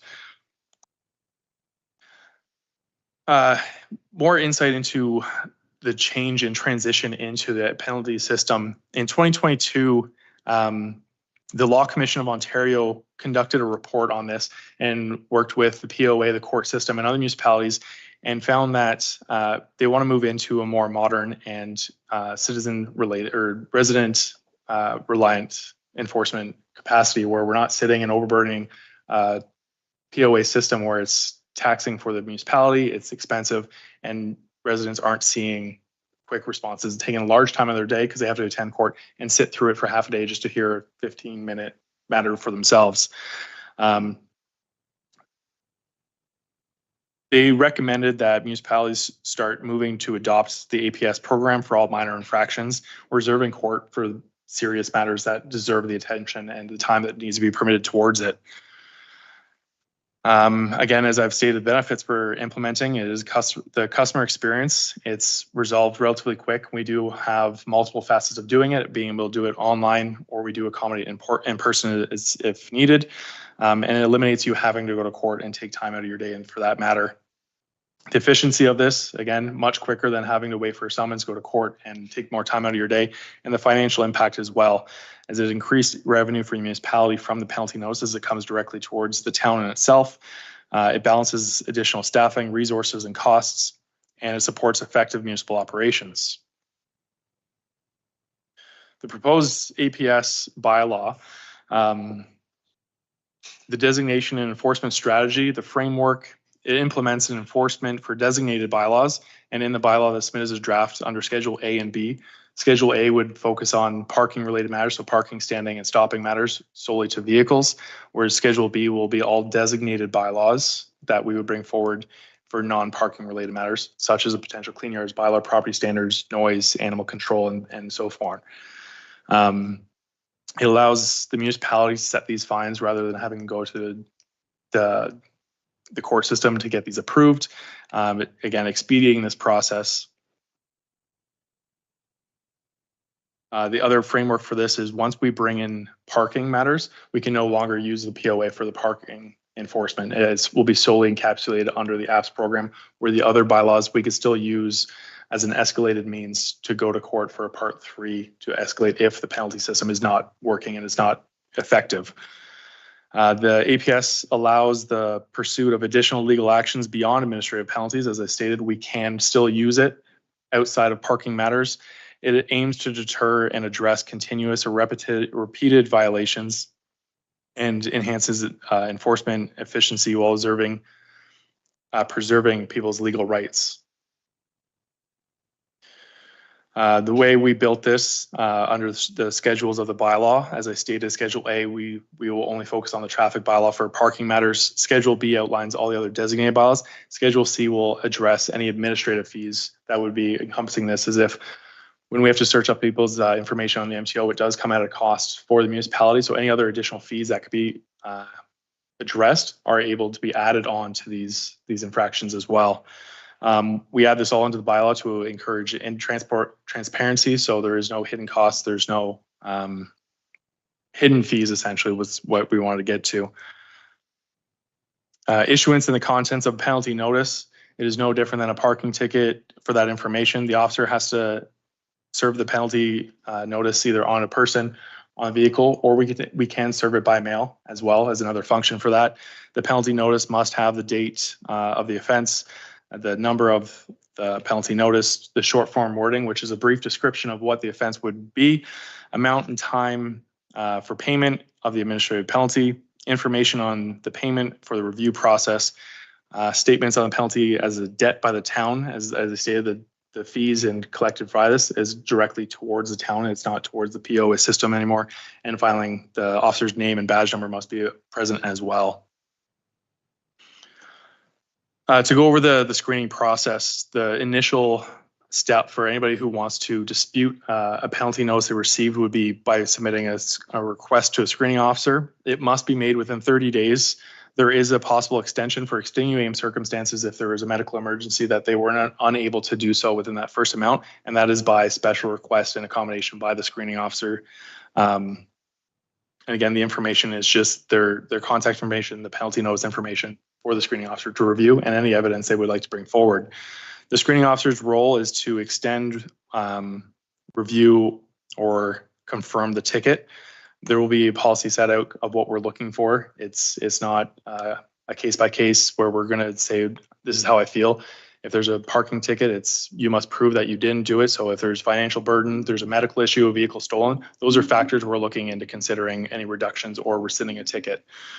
The decisions of the screening officer, as I said, are affirm, cancel, reduce, or extend the payments. And this decision will be provided to any of the defendants in writing within 15 days of the screening. If the individuals are unhappy or felt that the screening was dealt with unfairly, they do have that opportunity to have a hearing, as I stated before, by an individual who is not an employee of the town, so it would have an unbiased opinion and view on this.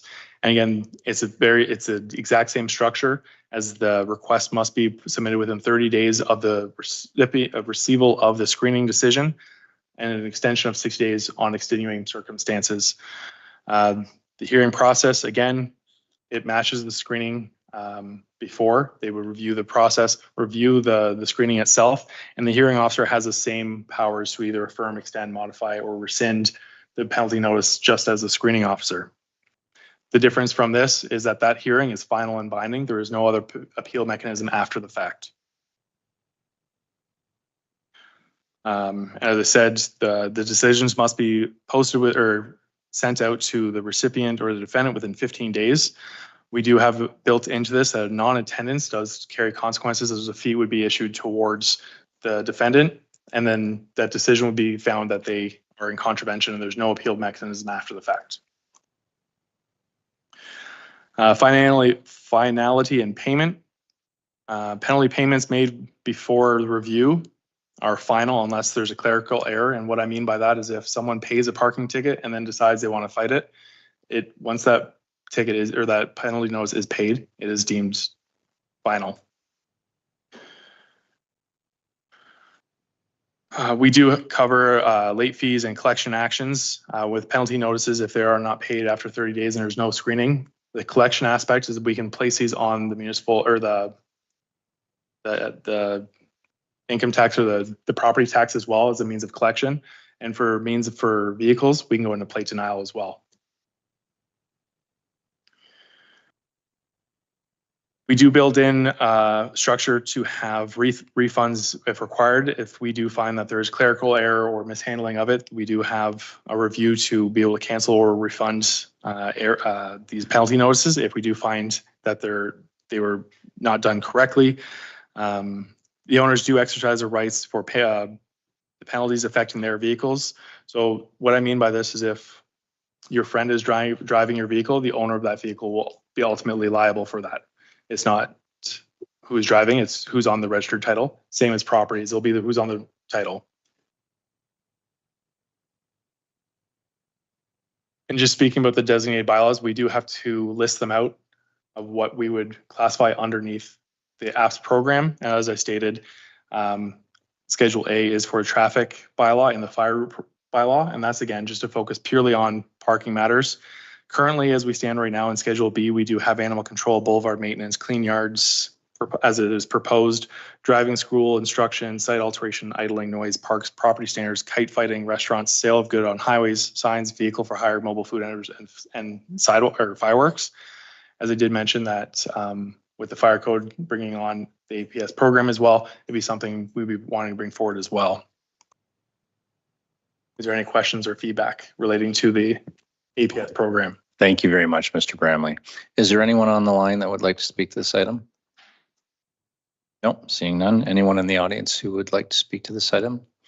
No, seeing none. Anyone on council? Yes, Councillor Andrews, and then Councillor Stevens, Councillor McIntosh. Thank you, Chair Taylor. Mr. Bramley, thank you for this report.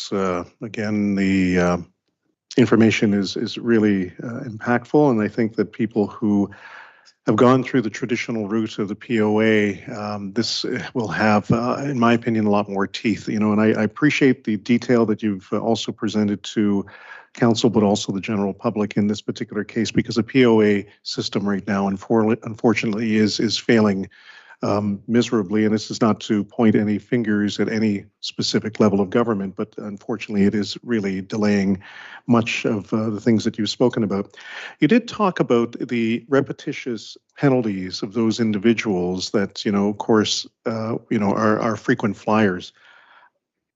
Further in the document, as I recall, I know members of council have read this, there are specific penalty figures that you've identified. And I remember at either it was a previous council meeting or a previous public meeting, I think it was discussed on somewhat of a escalation rate. And in the report itself, it doesn't highlight that escalation unless I missed it. I'm wondering if you might be able to maybe explain why it's not included, and or is that something that was discussed? Mr. Bramley? Thank you, through you, Deputy Mayor. Yes, we have talked about escalating fines in the past. The APS program in itself, by definition, the APS cannot be punitive in nature. And that's spelled out in all the pieces of legislation. When you do municipal comparatives, there are a lot of other municipalities that do have escalating fines for repeat offenses. As again, it is sort of relatively new, and some of them are quite severe. When I review what a penalty or a punitive is in nature, it's something that is added on top due to what's going on. Other municipalities will say an increased fee would be an enforcement tool. Unfortunately, a lot of municipalities don't agree that there's a point of contention, and it hasn't gotten to the point where someone's brought this to the court and fought it as of yet. There is a lot of discussion still happening with other municipalities. The way we've structured it as right now is to start with a single fee. The potential to have escalating fines is a possibility.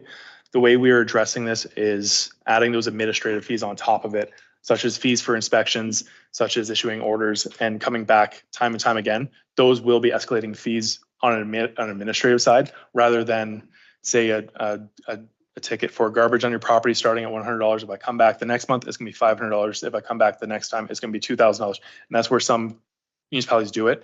And on a review of this, something I always say, you can't milk a rock. When there's properties that are dealing with these issues, a lot of times if we overburden them financially, there's gonna be no return, and then we're gonna be losing them from the municipality. We're trying to do this in an effective and a fair manner to start.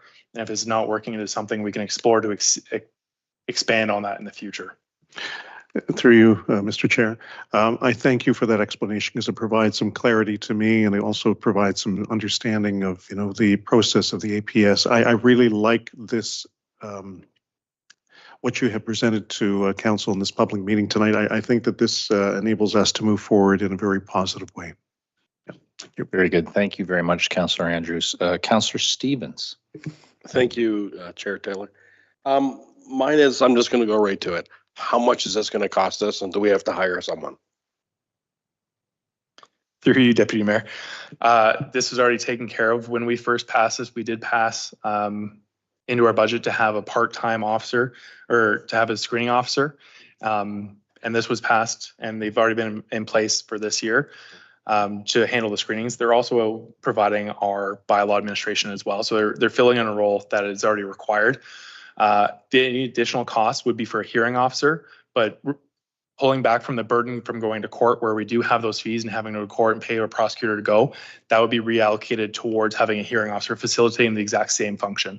So in aspects of ongoing costs, there won't be any, rather than we'd be seeing more revenue as there's no distribution for the POA costs going out, and these penalty notices are coming directly back to the municipality in itself. Okay. May I follow up? Yes, please. And I don't want to put you on the spot, but if we, if our community gets these, I forget what the camera tickets are called, would that be the same process and the same staff that can be utilized for those as well? Through you, Deputy Mayor. It's going to be held through a different process, as I'm not directly related on that process. There are other municipalities that use distribution centers and processing managers to handle that amount, because it is a much larger capacity. When we brought this forward, it was to deal with our parking and non-parking bylaws. That'll be another matter that'll be coming forward. That's not encapsulated under this, as it would be a separate bylaw to accommodate. Very good. Thank you. Councillor Stevens. Thank you. Thank you very much. Councillor McIntosh. Thank you, Deputy Mayor. A couple of quick questions, and I apologize if I missed it. Does this include a town burning bylaw? Through you, Deputy Mayor.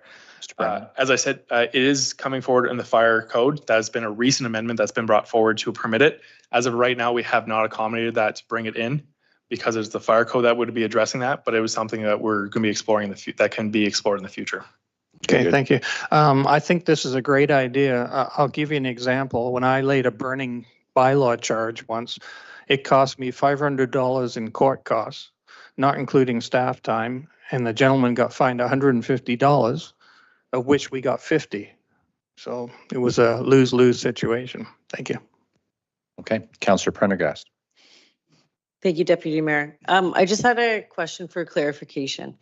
So under this proposed new bylaw structure, it would impose a $350 fine to perhaps a first-time offender for a clean yards infraction. So I'm just gonna kind of go back to the pollinator garden. So I'm just imagining that there might be a resident who has a problem with someone's garden, and they might make a complaint, and they have converted their turf or their front lawn, their superficial lawn, into a beneficial pollinator biodiverse landscape. And someone could complain, and depending on the prerogative of bylaw, and I'm not saying there's any inherent bias, but if you're reading it black and white, they should be issued a $350 ticket. So I'm just wondering if that interpretation of the bylaw is something we might want to reconsider. But I know it's onerous also on the other side of that to issue warnings, right? So I'm just wondering, where is the gray area in this for issues maybe where someone is infirmed, or, you know, perhaps someone has had to leave the country for a while. Just things come up in people's lives, and this could also be used in perhaps a negative neighbor situation too. So I'm just hesitant about these situations. Mr. Bramley. Absolutely, through you, Deputy Mayor, and this is a good point. The process in itself, and I want to differentiate a parking infraction versus a non-parking infraction. Where we would deal with parking, you show up, the infraction is apparent, a ticket is issued. Any non-parking related matters, we would still continue with our normal investigative practice, where we would focus on education first, issuance of an order, letter, notice, warning, work with the tenant or the tenant occupant and that aspect. And like you said, with the pollinator gardens or anything with clean yards, we can provide more time to work with them. We are outside of that appeal function that with property standards, when we give a time frame, the only body that can extend that or give more time is a property standards hearing committee. That the officers don't have that ability to give more time. That's why moving towards kind of clean yards or another bylaw they got, we focus on issuing an order, issuing a warning, educate, and once we can't gain compliance in that aspect, we would move forward with an enforcement aspect, which would be the penalty notice. Thank you so much for clarifying that. Okay, very good. Any other further thoughts, Council? I just have one, if I could. The idea of the hearing officer is great. I completely understand that. And just want to share, candidly, you and I have had some offline conversations about my personal life with speeding tickets. The hearing officer, which I did go to and had a nice conversation with the hearing officer, had no interest in anything that I had to say, which is understandable because I was driving the vehicle and I'm guilty. However, I still wanted to go to the next process. The next process is the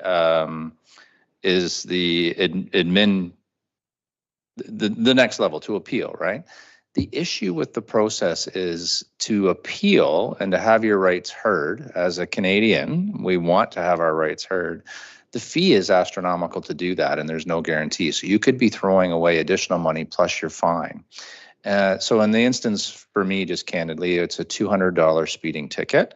And then if you lose, it's a $250 admin fee on top of your fine. So now what you want to do is really think long and hard about whether or not you want to go through the process.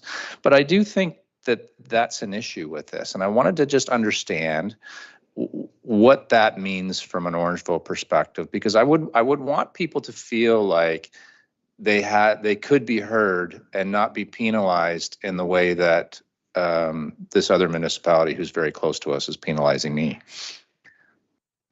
Absolutely. Thank you, Deputy Mayor. In response to that, speeding tickets are very close to how parking tickets are issued, where that burden of proof is, was it a medical emergency, is there financial hardship? You didn't do it. So that aspect is a consideration when screening officers and hearing officers go through it. The municipality you were dealing with or talking about does have an administrative cost. If you have your hearing be upheld, there is an additional fee. That is not a fee I've built in currently as it is right now. So there is no penalties to appeal to a hearing officer, that second appeal function. It is something I have looked at, as there are a lot of other neighboring communities that do that, where they do find that a lot of people aren't happy with their screening decisions. We'll just take it to the hearing just to see. And it does cause additional costs to the municipality. So that was the function that was built in. When we want to explore the non-parking related matters, there's a lot more that kind of goes into it, where an officer has to prove significantly more that they've done the education, they've issued a lawful order, they provided adequate details of going in for that. So there's more of a screening and hearing, where a lot of screenings for parking and speeding matters are dealt with in a pretty quick matter. I would assume it's maybe less than 15 minutes for you on a call for that, where generally when you're dealing with any matters outside of parking, they can be upwards of half an hour to an hour if they really get into the depth and scope of what that investigation took place. So it is a place where people can bring forward their evidence on those related matters to ensure that they are being held. And there is legislation that dictates that it has to be upheld. If I could, I don't know that the secondary process should be free. I'm not necessarily saying that. I would just like people to feel like they were being treated fairly as they went through the process, and that the costs weren't prohibitive. Like, I don't want to break someone's back as they go through it, but they should have to think about it. And I don't know that we've got that process right outside, and hopefully when we have Orangeville, we'll do just that. So for your consideration as you write the rest of the bill. Anyway, thank you so much for your thoughts, Council. I think we're good to go. So at this time, if I could have a motion that Council receive report PM 2025-006, proposed administrative penalty system bylaw for information. Could I have a motion to do that? Councillor Andrews, Councillor Pendergrass is second. Any further comments or questions? Seeing none, all in favor? Yes. Okay, thank you very much, everyone. Thank you very much, Mr. Bramley. And Mayor Post, thank you for allowing me to host the meeting, and I turn the chair over to you. Thank you very much, Deputy Mayor. You did a fine job. I know you had a heavy plate today with four different public meeting matters. We'll move into bylaws. The recommendation is that the confirming bylaw for the June 23rd Council public meeting be read 3 times and finally passed. Can I have a mover and a seconder, please? Councillor Stevens and Deputy Mayor, all in favor? And that is carried. And a motion to adjourn. Councillor McIntosh, seconded by Councillor Pendergast. All in favor? And that is carried. Thanks for joining us.